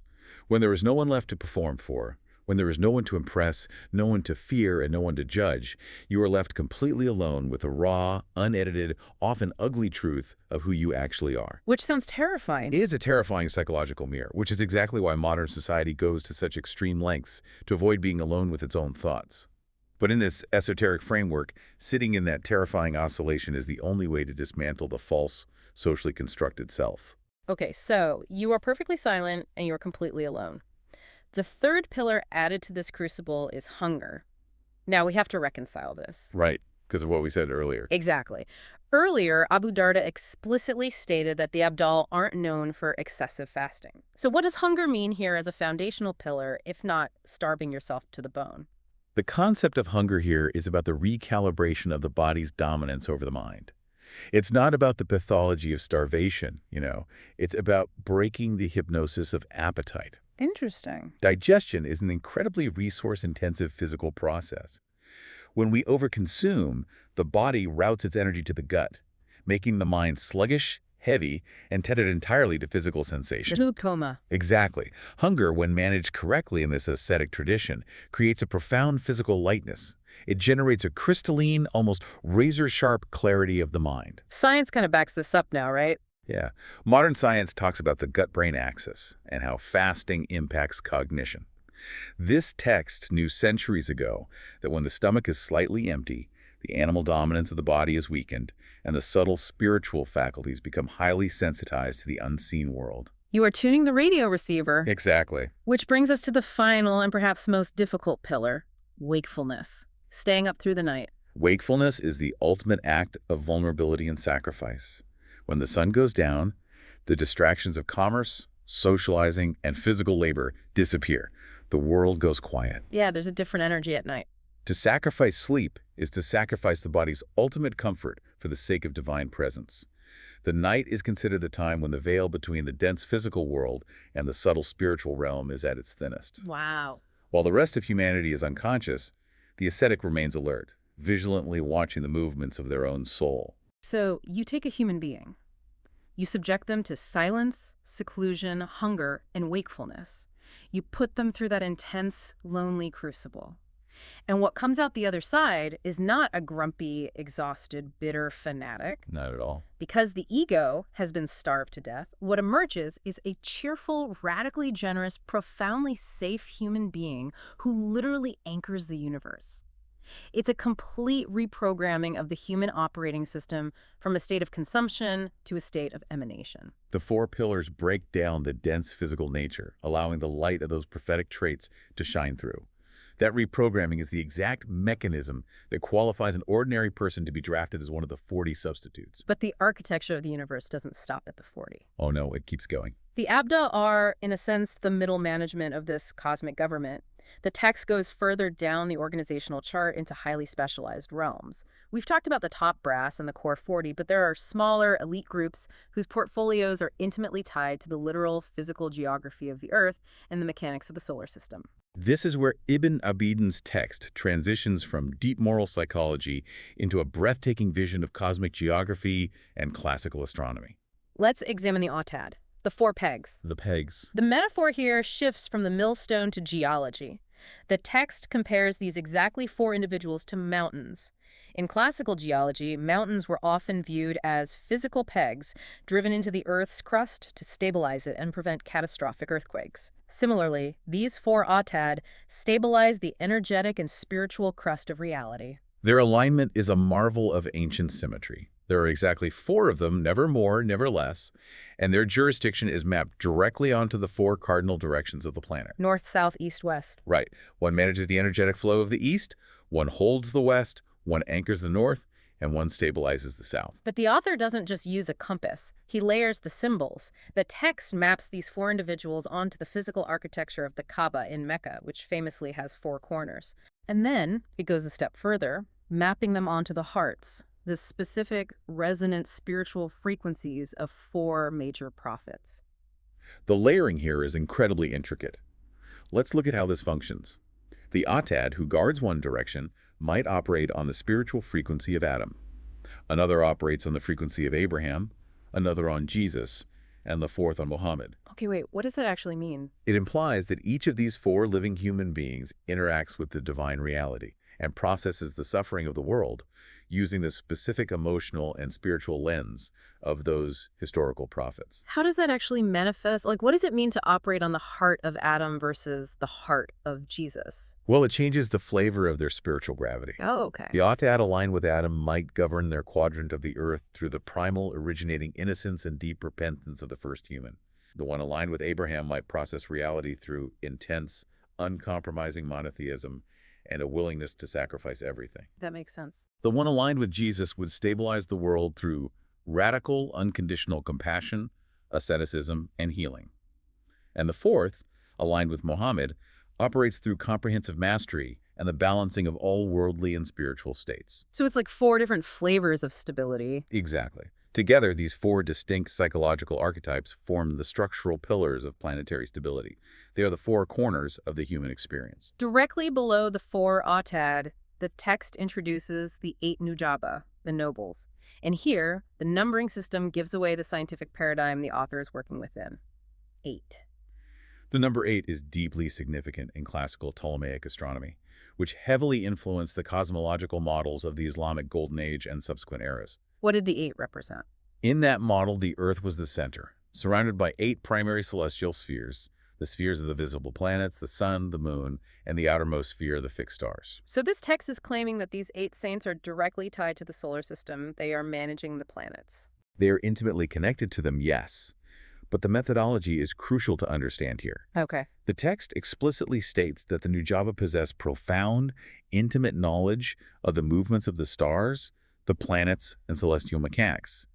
But they do not gain this knowledge by sitting in an observatory crunching mathematical calculations or looking through early telescopes. Oh, so they aren't astronomers in the traditional sense. No, they gain it through a concept called Kosh, which translates to spiritual unveiling. They just know it.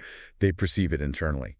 Because they have purified their internal world, and because the macrocosm of the universe is a reflection of the microcosm of the human soul, they are spiritually aligned with the 8 spheres. That is so wild. They intuitively feel the deep, subtle, energetic influences those planetary movements exert on the physical world and human events.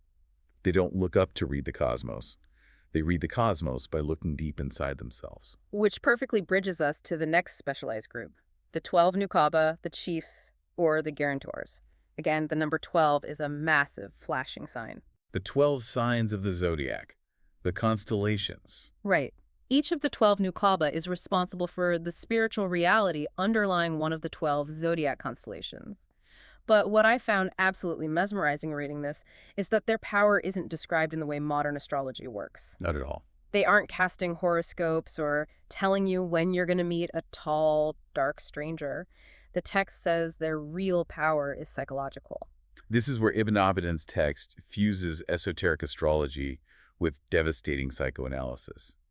The Nukaba understand the constellations, yes, but the text says their true expertise lies in their ability to extract the hidden flaws, the subtle deceptions, and the deep-seated pathologies buried within the human soul. There is a line in the text that actually made me laugh out loud because of how profound it is. It says the Nukaba know things about the devil that the devil doesn't even know about himself. You really have to unpack the theological implication of that statement. The devil, or Iblis in this context, represents the ultimate primal force of ego, delusion, and self-deception. Right. The Nukaba have gazed so deeply into the mechanics of human failure, temptation, and the architecture of pride that the devil's own tricks are completely transparent to them. They are the ultimate, unmatched psychologists of the hidden world. They can literally see the matrix of the human ego. Exactly. They can look at an individual and instantly read the precise, complex geometry of their narcissism, their fears, and their self-justifications, mapping it all against the archetypal energies of the zodiac. Wow. They don't just see that a person is angry. They understand the exact microscopic spiritual sickness causing that anger. They know the enemy better than the enemy knows itself. I just want to pause here and point out the beautiful mathematical symmetry the author is building for the listener. Think about the progression here. Who's elegant? 4 compass points for the Autad, 8 planetary spheres for the Nujaba, 12 zodiac signs for the Nukaba.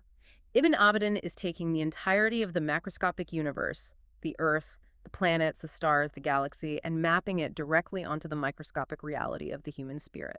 The underlying thesis is that the universe isn't some vast, cold, empty thing out there. It is an intimate mechanism being managed and mirrored by human consciousness down here. It is a profoundly holographic view of reality. Modern materialism tells us that the human being is just a small, insignificant biological speck on a rock floating in a meaningless, vast universe. Right. That we don't matter at all.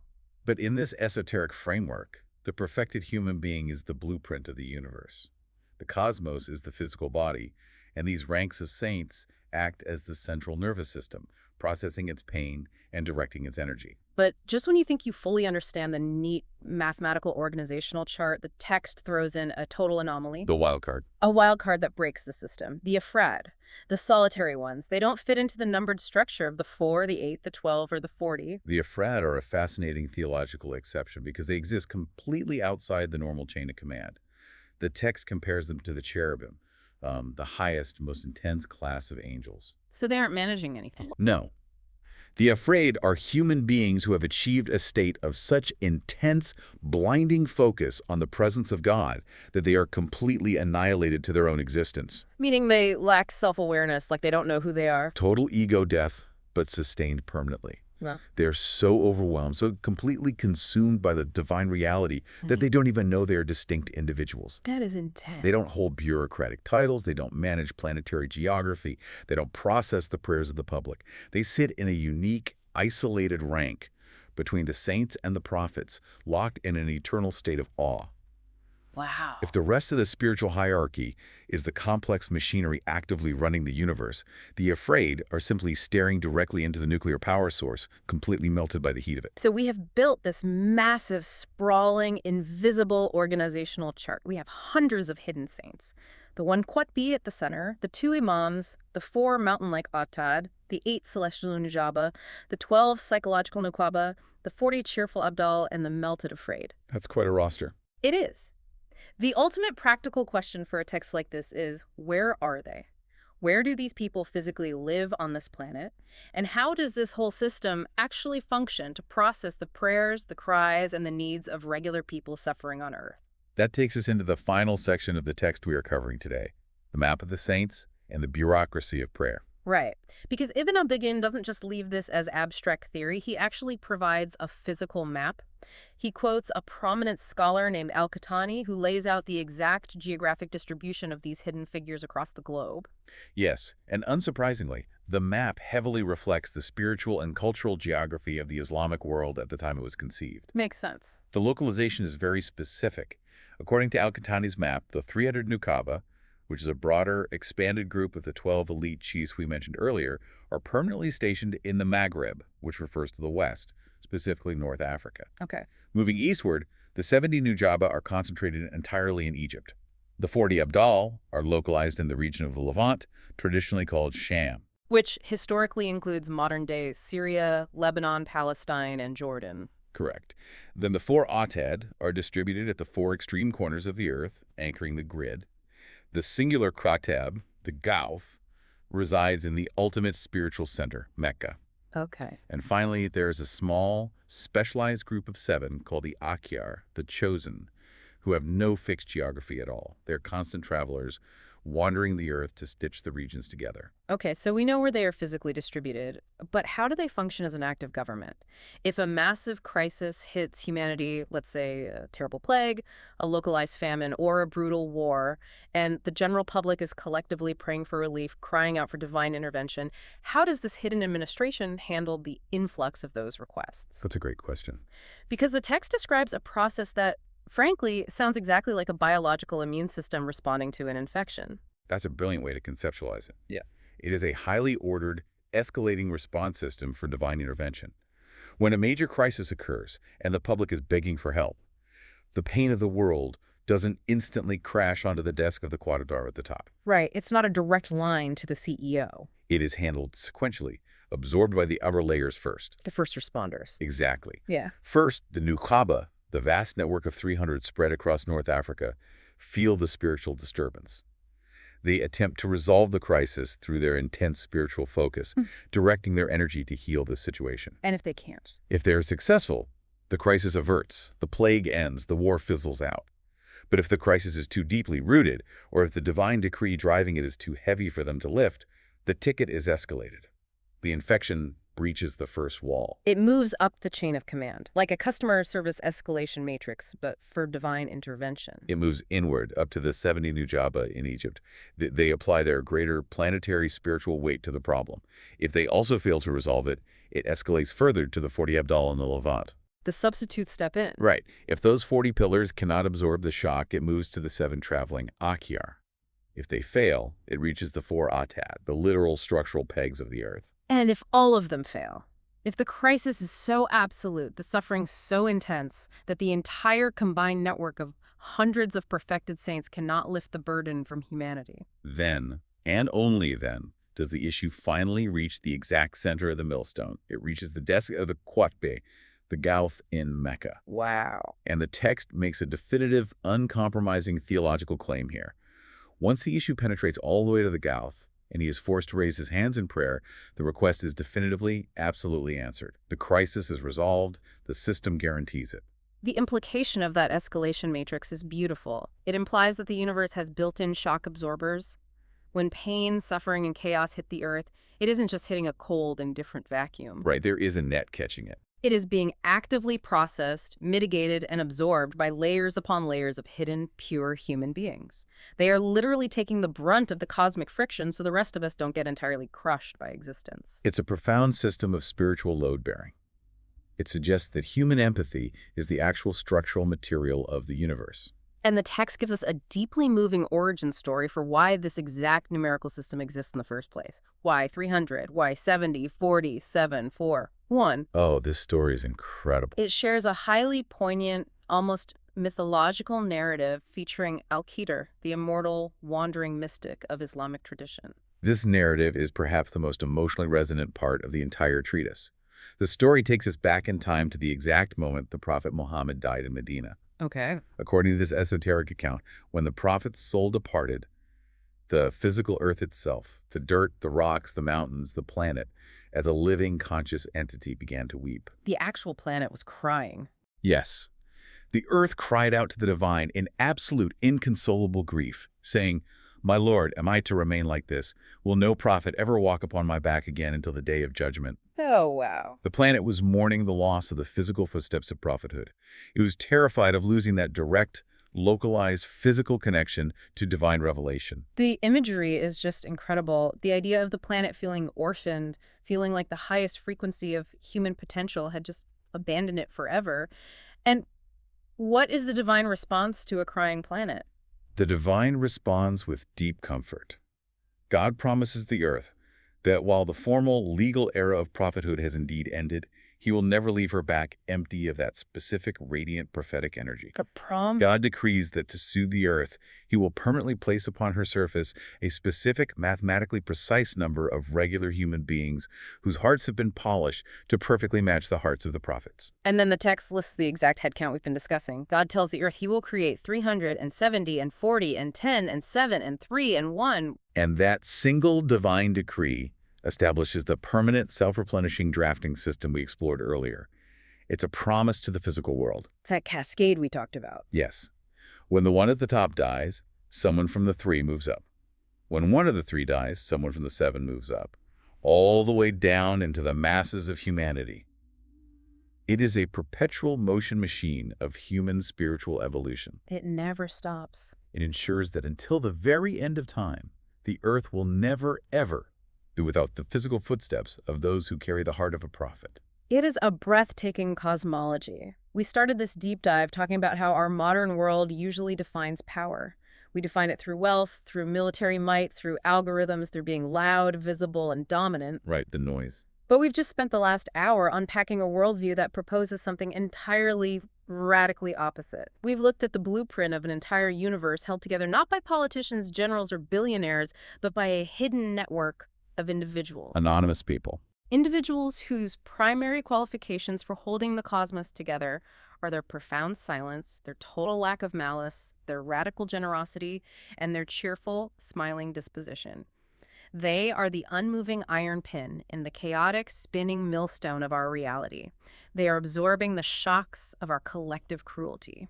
And whether you take this text as a literal map of the unseen spiritual world, or whether you read it as a towering masterclass in moral philosophy and the ultimate potential of human character, it forces you to ask a profound question about how you navigate your own life. Absolutely. We spend so much of our time, our energy, and our anxiety looking at the loud, famous, and powerful people on the world stage. We assume they are the ones driving history. We assume that if we want our own lives to matter, we need to be seen, we need to be constantly heard, we need to amass followers, and we need to dominate our space. It's exhausting. But what if Ibn Abidan's text is right about the true nature of reality? What if the people who are actually holding the universe together, the ones keeping the world from collapsing under the immense weight of its own greed and cruelty, are the quietest, most hidden, and most radically kind people among us? What if? What if true, ultimate power doesn't require an audience? What if it requires absolute invisibility? It fundamentally changes how you view a stranger, and it leaves you with one final, deeply provocative thought to carry with you today. If the universe truly promotes people to the highest levels of power based purely on their internal silence and their lack of malice, what is the constant noise of your own ego currently disqualifying you from becoming? Thank you for joining us on this deep dive into the hidden architecture of the soul. Keep questioning what lies beneath the surface of the world, and we'll catch you next time. Usually when we talk about power structures in our world, there is this there's this underlying expectation of visibility. Right, yeah, absolutely. Like, think about architecture, right? You look at a massive corporate skyscraper. The physical presence of it. Exactly. The authority is quite literally mapped out for you in physical space. Yeah, you can literally see it. You can see the reinforced steel beams, the glass facades, the distinct hierarchical floors. Right. If you want to know who is in charge, you just walk into the lobby, you look at the directory, find the CEO's name, and take the elevator up to the penthouse. Right. It's all laid out for you. It's all there. The authority is entirely public, it's categorized, and, it's verifiable on a business card. And we find that visibility deeply comforting, I think. Human beings are, well, we're kind of wired to equate power with presence. Oh, for sure. We want our leaders to have a face, an office, a tangible footprint. It gives us the illusion that the system is comprehensible. Yeah, that we can understand it. Exactly. Yeah. And more importantly, that the people running it are accountable to the same physical reality that we are. And this is where it gets really interesting. What if you step into a system where that lobby directory is completely blank? Right. Today, we are opening up a classical text from the Islamic Esoteric tradition.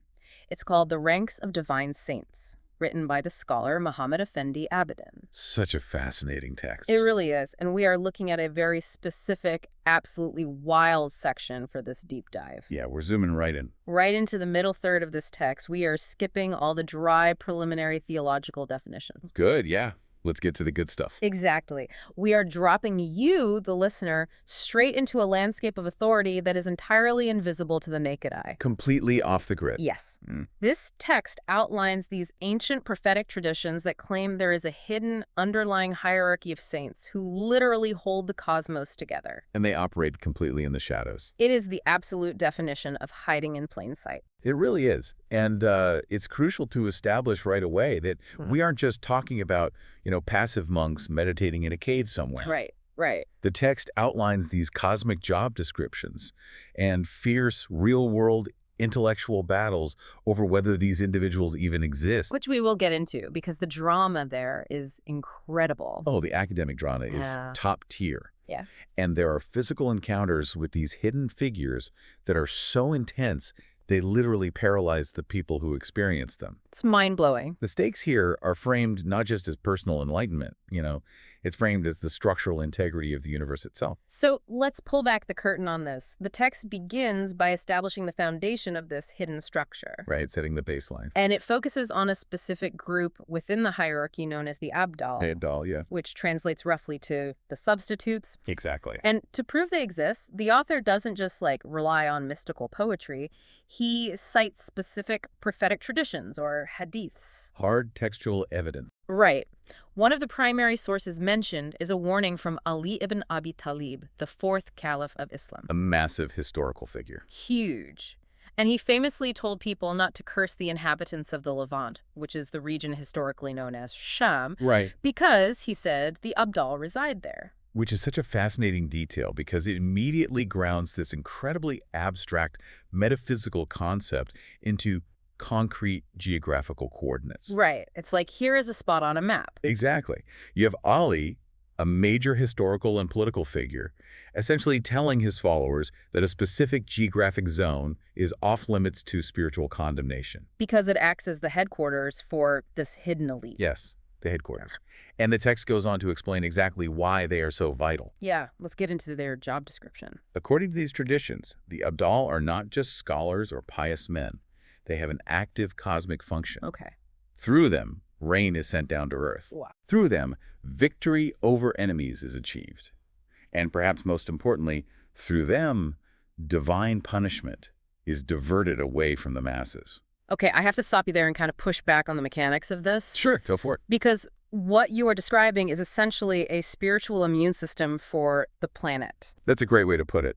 But logically, how does the text explain the physics of this? How does a hidden saint living somewhere in Damascus prevent a drought? Right. Or stop an invading army? Are they, actively performing miracles, or is their mere existence somehow altering the physical reality around them? That is the core question, and the text actually suggests it is the latter. Really? Yeah, it is less about them casting spells or performing visible, dramatic miracles, and much more about them acting as perfectly calibrated metaphysical conductors. Conductors. The underlying theology here is that human sin, resentment, cruelty, all of that creates a kind of spiritual friction or pollution. Like a buildup of static electricity or something. Yeah, exactly like that. And if left unchecked, that friction naturally attracts divine wrath, which manifests as physical calamities. Like famine or war. Right. So the Abdal function as grounding wires. Oh, wow. Because their internal state is so profoundly pure, they absorb and neutralize that collective spiritual friction. That is wild. The rain doesn't fall because they do a rain dance, The rain falls because their presence restores the cosmic equilibrium required for the Earth to function normally. That is a wild concept. They're literally the shock absorbers for human dysfunction. Yes. And if we look at the logistics detailed in the text, it's a highly structured system. Very structured. The numbers vary slightly across different historical reports, but there is a very rigid pattern. Yeah, the numbers are specific. Sometimes the texts say there are exactly 40 Abdal, sometimes 60. Right. Some traditions split them geographically, stating there are 22 in Sham and 18 in Iraq. Which adds up to 40 again. Exactly.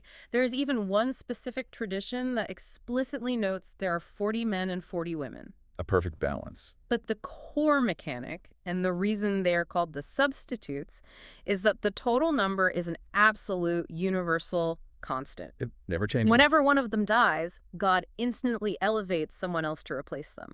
The quota never drops. It's a completely closed-loop system. The equilibrium of the universe demands that this specific spiritual weight is maintained at all times. So there are never 39. Never. The moment a vacancy occurs, a substitution is made. Yeah. And the text gets remarkably granular about how this entire corporate ladder of the cosmos is structured. Let's get into that org chart. Yeah, there's a tradition attributed to the companion Ibn Masud that maps out this massive tiered hierarchy. Right. And it's based entirely on the state of a person's heart, aligning them with the spiritual archetypes of specific prophets and angels. Okay, let's walk through this because it is incredibly specific. It really is. At the base of this elite structure, you have 300 individuals whose hearts are like the heart of Adam. Right, the base tier. Above them, a tighter circle of 40 whose hearts are like Ibrahim or Abraham. Yeah. Above them, an inner circle of 5 with hearts like the angel Jibril or Gabriel. Moving from prophets to angels. Exactly. Then 3 with hearts like Michael. Right. And finally, sitting alone at the very apex of the pyramid is one single individual whose heart is like the angel Israfil. And if we unpack the symbolism of those specific names, it reveals exactly what kind of spiritual function each tier performs. Let's break that down. So the 300 are like Adam. Now, Adam represents the foundational human struggle, right? Right, the fall and the redemption. Exactly. Yeah. The cycle of making a mistake, experiencing profound regret, and seeking pure repentance. Okay, So the base tier is characterized by absolute perfect repentance. that makes sense. Then moving up to the 40, like Ibrahim. Abraham is the ultimate iconoclast in the Islamic tradition.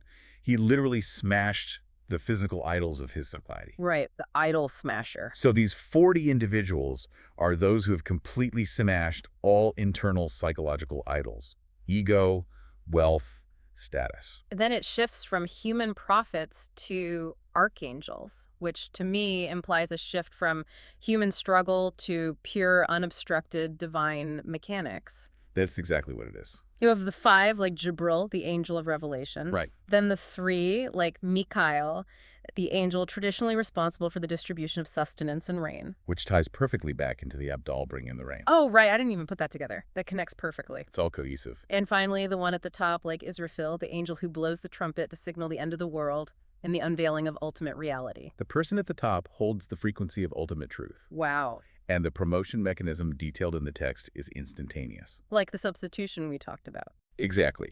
When the top individual, the one, dies, someone from the tier of 3 is immediately promoted. Boom. Instant promotion. Right.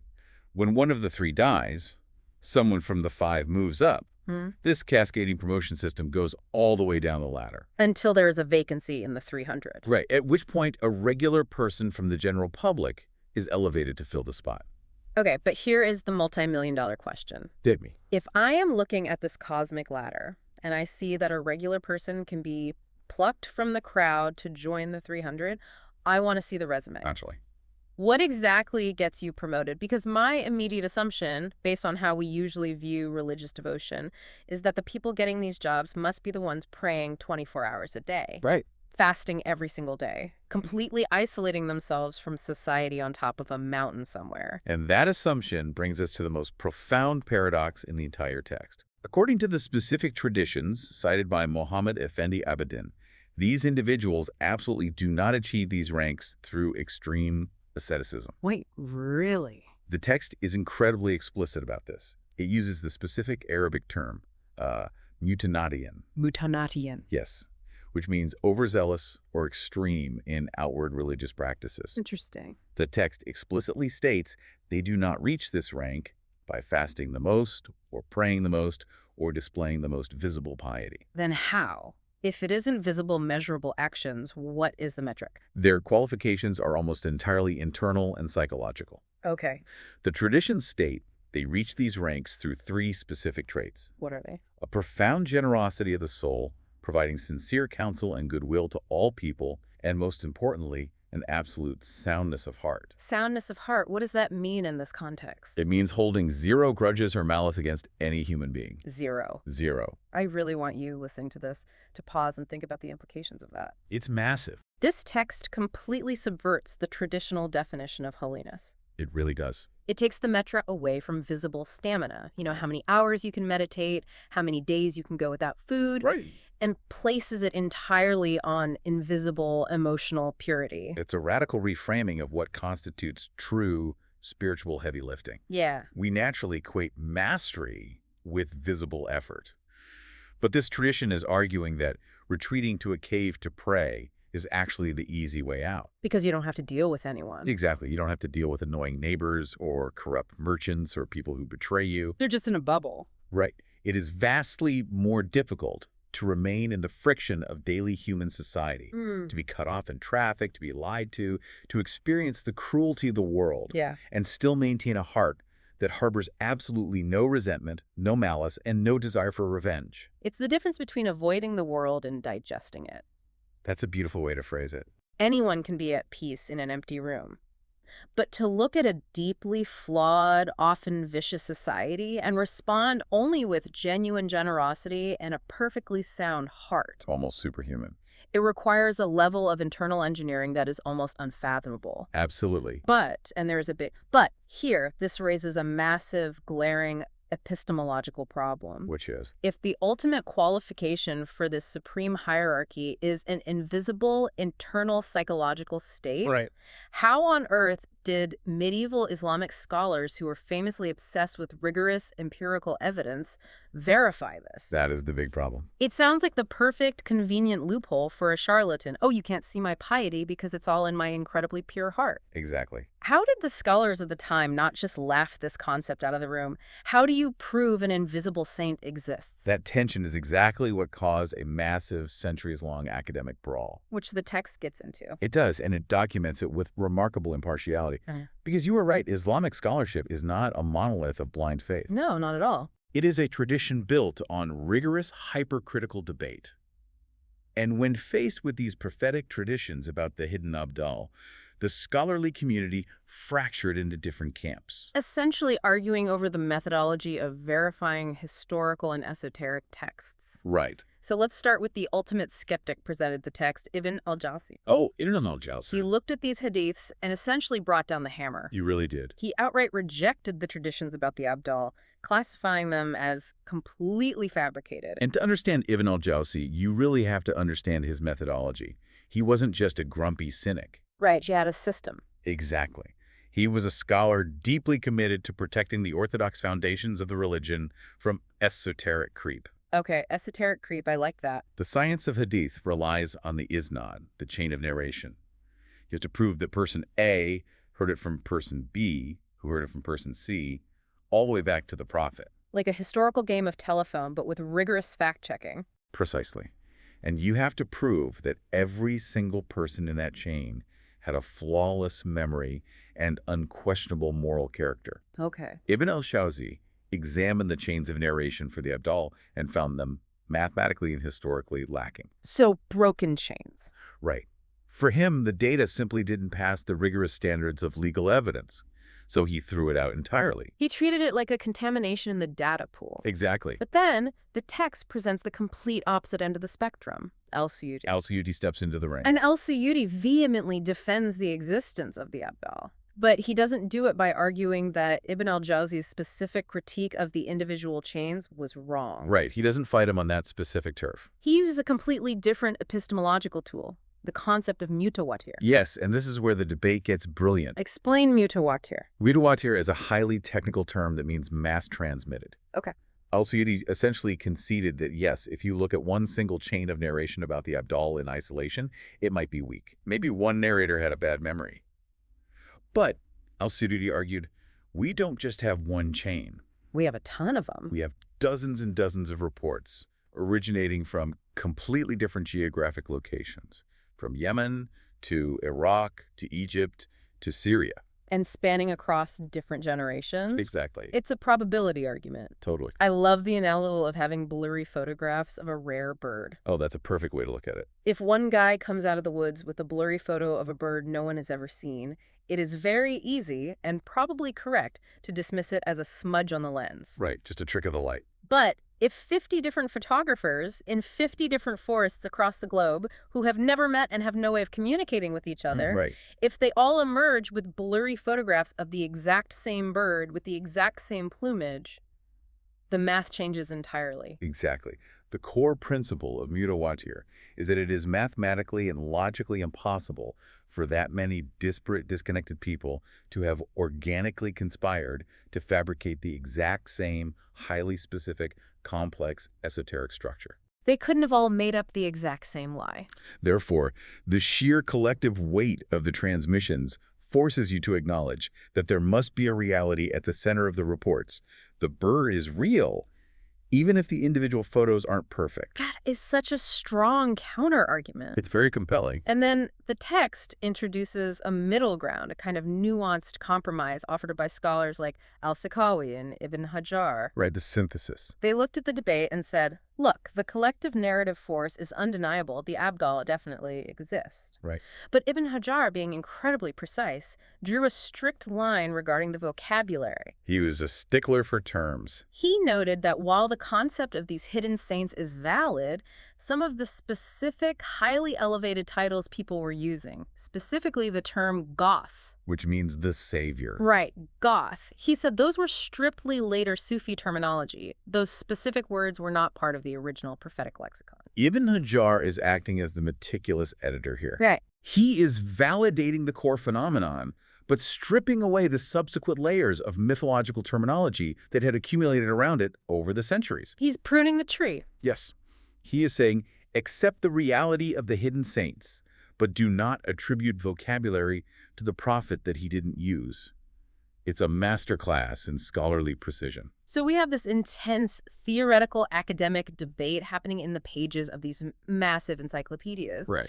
But what makes this text so compelling is that it doesn't leave the debate in the theoretical realm. No, it grounds it. It drops us into an incredible cinematic historical anecdote about how this exact theological friction played out in real life. This is one of my favorite parts of the text. It takes place in the halls of Al-Azhar in Egypt, which, is one of the oldest and most formidable centers of Islamic learning on the planet. This anecdote is vital because it illustrates the profound tension between Sharia, which is the outward, rigorous, observable legal framework of religion, right, and Tariqa, the inward, hidden, experiential, spiritual path. So let's set the scene, because the characters involved are fascinating. They really are. You have a young student, only 14 years old. A prodigy, basically. Yeah, and despite his age, he is studying a foundational, highly complex manual of jurisprudence by a scholar named Abu Shuja. Right. This means he is steeped in the hard, legalistic letters of the law. He knows his stuff. And his teacher is an elderly blind scholar named Sheikh Muhammad al-Juwaini. Right. And one day, while they're studying, the topic of this hidden hierarchy comes up. Specifically, the supreme leader of the hierarchy, the Qutb and the Abdal. And Sheikh al-Juwaini, the blind teacher, absolutely erupts. He loses it. He takes the strict, skeptical position of Ibn al-Jawzi. He fiercely and harshly denies the existence of the Qutb and the Abdal. Wow. For a scholar whose entire worldview is built on verifiable legal precedents and tangible rulings, the idea of an invisible, unverifiable cosmic hierarchy running the universe is not just silly. It's a threat. Exactly. It is a structural threat to the integrity of the religion he has dedicated his life to teaching. But the 14-year-old student pushes back. Bold kid. He doesn't back down from the fury of his elder. He respectfully says, with all due respect, I disagree. The great Imam Yafi, who was a master of both the outward law and the inward spiritual realities, he affirmed that these figures exist. And of course, quoting another scholar just infuriates the blind sheik even more. Naturally. He doubles down, yelling his denial. Now, the dynamic here is crucial. Because of his blindness, Sheikh al-Juwayni relies on his young student to physically guide him through the streets of Cairo. Right. So shortly after this massive argument, they are walking together to visit the highest legal and scholarly authority of their era. The Grand Master. The Grand Master, Sheikh al-Islam Zakaria al-Ansari. Let's contextualize that title. Sheikh al-Islam isn't just a polite honorific. Yeah. This is the Chief Justice of the Supreme Court of Theology. This is the final word. So, as they are approaching the Grand Master's location, the student quietly whispers to his blind teacher. What does he say? He says, hey, since we completely disagree on this, why don't we bring the question to the Sheikh al-Islam and see what he says? It's a brilliant, slightly terrifying move by the student. Really putting it on the line. So they go in. Zakaria al-Ansari welcomes them, treats the blind sheikh with the immense respect due to a scholar of his age, and kindly prays for the young student. And then the student springs the trap. He does. He looks at the Grand Master and asks, point blank, Sir, do the Qutb and the Abdal actually exist? The tension in the room must have been suffocating. Oh, I can imagine. The blind sheikh is waiting for the Chief Justice of the law to validate his skepticism and crush this esoteric nonsense.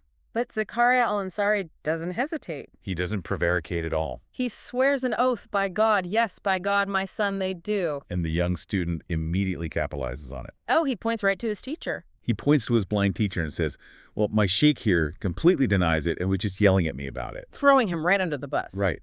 And at this point, the Grand Master, Zakaria al-Ansari, turns his full attention to the blind sheikh. Oh, boy. He presses him, repeating, is this true, Sheikh Mohammed? Is this true?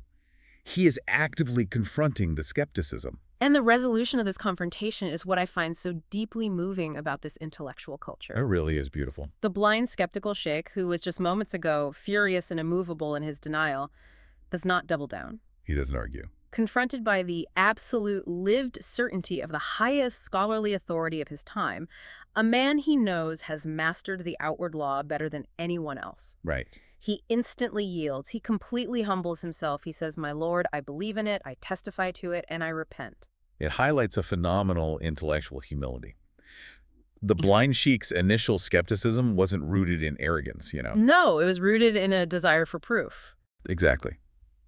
When the ultimate authority, someone who successfully integrated the rigorous law with the esoteric reality, provided that proof through his own conviction, the blind sheikh accepted the ruling without a trace of ego. Yeah. It shows that in this tradition, critical thinking and rigorous skepticism are expected, but so is the humility to yield when a higher, verified truth is presented. It bridges the gap perfectly. It really does. So the Chief Justice of Theology has officially confirmed it. The hierarchy exists, the Abdal exist, and at the very top of it all, the Qutb exists. The axis. Which means we finally have to talk about the apex. Let's do it. If even these brilliant, highly skeptical scholars are bowing to the reality of the supreme figure, who exactly is the Qutb? Right. What does this text actually reveal about the mechanics, the lifestyle, and the burden of the single most powerful spiritual entity on Earth? The details the text provides regarding the anatomy of the Qutb, which translates to the axis, The axis. are astonishing, largely because they completely dismantle our preconceived notions of supreme power. Okay, let's start with the logistics of location. Sure. The natural assumption is that if you are the spiritual CEO of the Islamic cosmos, your headquarters must be physically located in the most sacred space available, Mecca. Right. It would make sense. If the Kaaba is the center of the spiritual world, the guy running the universe should probably have an apartment overlooking it. Yeah, prime real estate. But the text quotes a deeply insightful scholar named Sidi Ali Al-Khawaz, who provides a much more complex metaphysical geography. Okay. He explains that the Quatab is not geographically confined. He says that the Quatab's heart is in a constant, unbroken state of circling the divine presence. Metaphysically circled. Yes, Yes. it never leaves that central spiritual orbit for even a fraction of a second. But his physical body can be absolutely anywhere on the planet. Anywhere. Sidi Ali Al-Khawaz uses a beautiful analogy to explain this dual reality. He says the Kaaba in Mecca is like the Quatab's heart, and the holy city itself is like his body. Meaning, the Quatbeb is the spiritual center, regardless of where his physical feet are planted. Okay, so he could be in a market in Damascus, a farm in Andalusia, or a library in Cairo, but metaphysically, he is the axis the world spins around? Exactly. What about his background? If this is the highest possible rank a human can achieve after the era of prophecy has ended, is it a hereditary monarchy? Right. Does the Quatbeb have to be a direct blood descendant of the Prophet Muhammad from the Al-Bit? The text anticipates that exact question.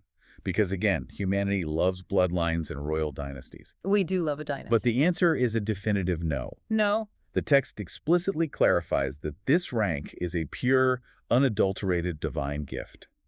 It is bestowed on whomever God chooses, completely regardless of their lineage, their family name, or their social standing. Okay. It is the ultimate spiritual meritocracy, based entirely on that internal purity and soundness of heart we discussed with the Abdal. So there is absolutely no nepotism in the cosmic hierarchy. None. The universe doesn't care who your grandfather was. It really doesn't. But what about the tenure of the position? If you get this ultimate job, how long do you hold it? Right. Term limits. Are there term limits? Can you retire if the pressure gets to be too much?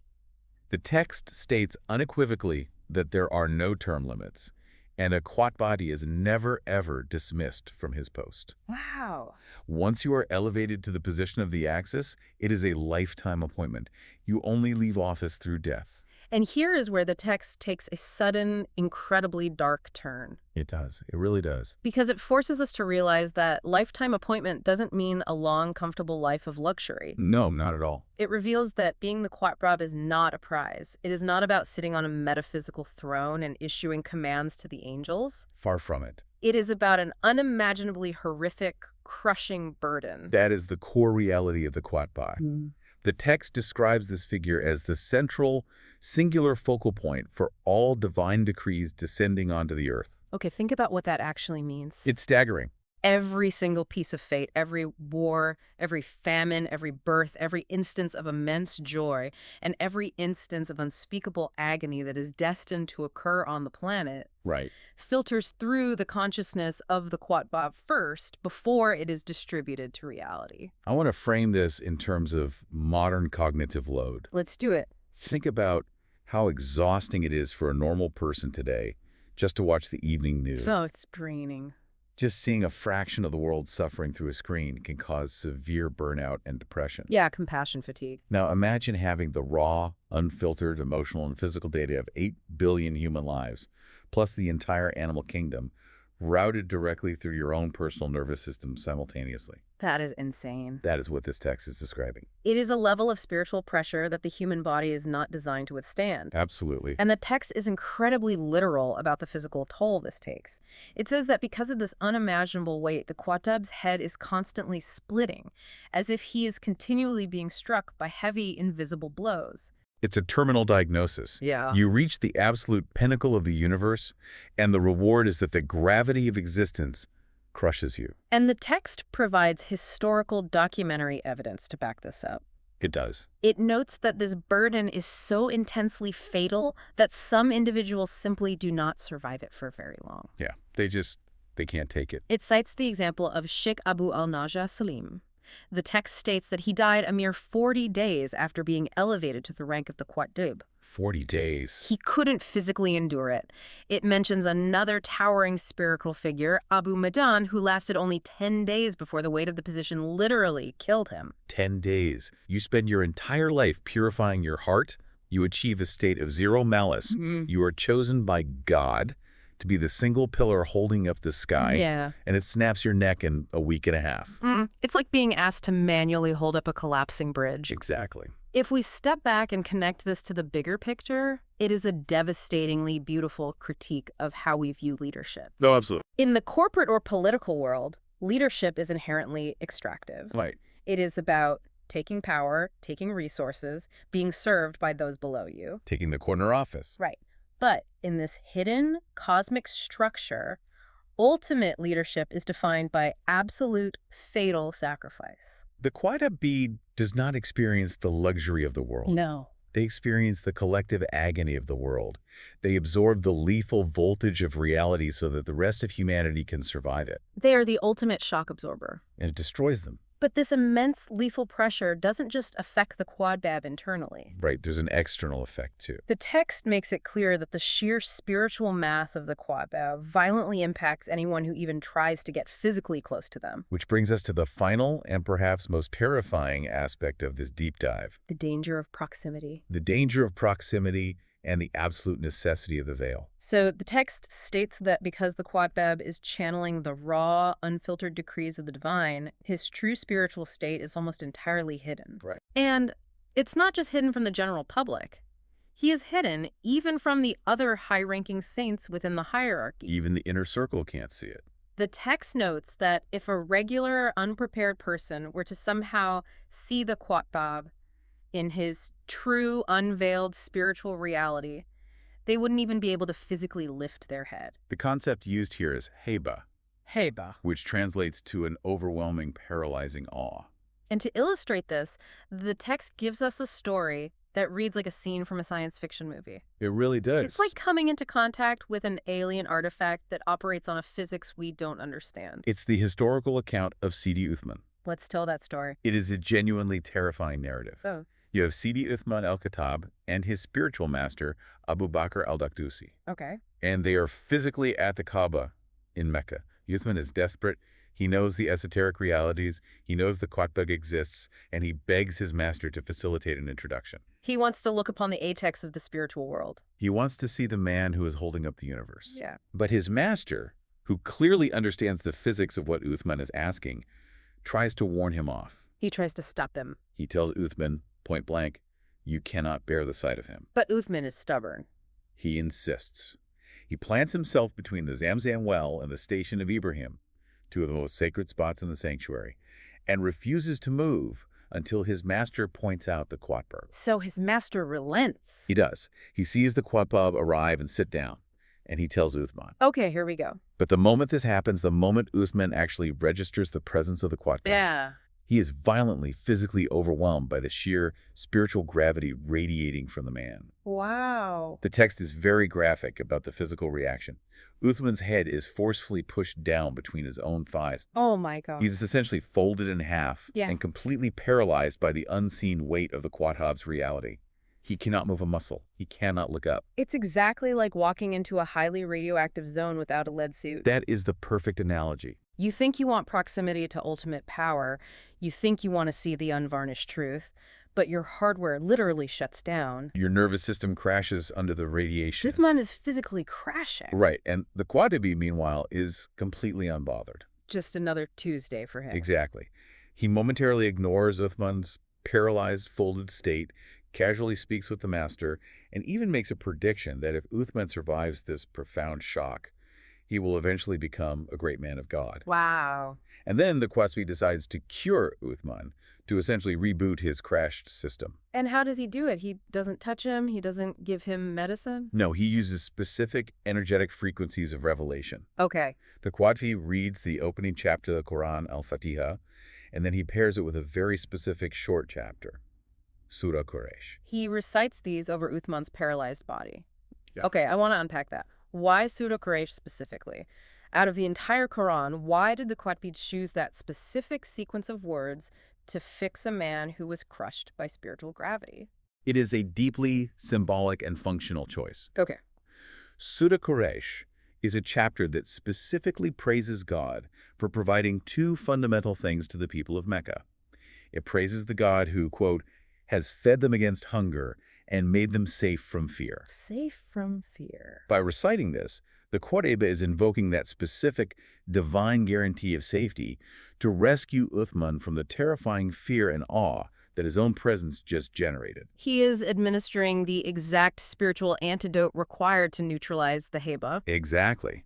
And even with that profound intervention, the text notes that after the Quattabi casually gets up and leaves, Uthman is still in a state of deep physical shock. He's still recovering. His master had to sit there and aggressively rub his neck for a long time before Uthman could even formulate a word or lift his head. This encounter completely changes how we should interpret the entire concept of the hidden saints. It really does. If the Quattabi's raw reality is that destructive to the human nervous system, it implies that the fact that this hierarchy operates entirely off the grid isn't a matter of elitism. No. It's actually a form of protection for us. And that is exactly the profound conclusion the text strives toward. Yeah. It ends this specific section with a breathtaking insight from Imam al-Shafi'i, who, again, is one of the absolute greatest foundational legal minds in Islamic history. Right.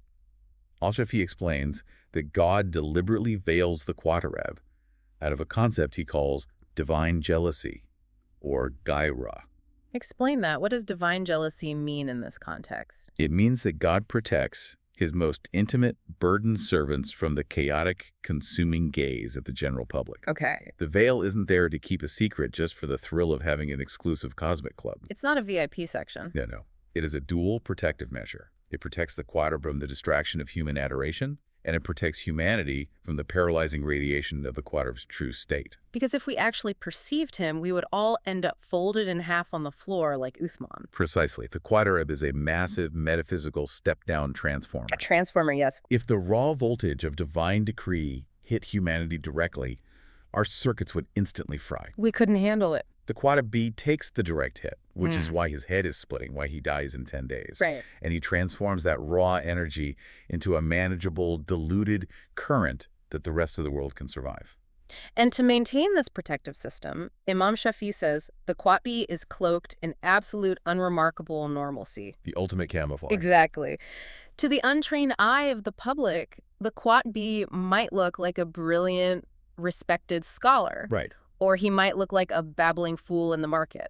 Yeah. He could be a wealthy merchant trading silks, or a destitute beggar asking for bread. He could have a harsh, abrasive personality or a gentle, quiet demeanor. There is no physical tell. None. There is no glowing aura. He is entirely indistinguishable from the mundane fabric of society. It's just wild to think about. What a monumental journey this deep dive has been. It really has. We started by looking at a completely invisible architecture of power. The textual evidence for a hidden hierarchy of saints, the Abdal. Right. Whose sole qualification isn't how many days they fast. But the excruciatingly difficult task of maintaining a heart that harbors absolutely no malice toward a deeply flawed world. So difficult. We move through the rigorous, brilliant academic debates at Al-Azhar, watching how the sharpest legal minds wrestled with and eventually bowed to the reality of these esoteric claims. The blind sheikh yielding. Yeah. And finally, we uncovered the terrifying, beautiful reality of the Quatbab. The axis. A supreme figure who doesn't rule from a throne, but who bears the lethal, crushing weight of the world's fate. And whose presence is so intense he has to be hidden in total unremarkable obscurity just to keep the rest of us safe. It is a text that fundamentally and aggressively challenges every single assumption we make about power, leadership, purity, and visibility. It really does. It suggests that the reality holding our world together is completely inverted from the reality we see. It does. And I want to leave you, listening right now, with a final thought to mull over based on Imam Shafi'i's brilliant point about the Quatbab being veiled in perfect normalcy. Right. If the ultimate pillar of the universe, the single individual absorbing the shock of human existence, is completely hidden in plain sight, looking like an ordinary, perhaps even easily ignored person. Yeah. Think about the people you brushed past today. Think about them. The person pouring your coffee who looked a little tired. The quiet coworker sitting in the back of the office. The stranger looking out the window on the bus. Right. If the Quatbab could literally be any one of them, how does that possibility change the way you treat every single person you interact with tomorrow? When ultimate power is invisible, profound reverence becomes the only logical way to treat everyone. Exactly. When the directory in the lobby is blank, you have to treat every single person in the building like they might secretly own the whole thing. That's a great way to put it. Thank you so much for joining us on this deep dive into the source material. We'll see you next time.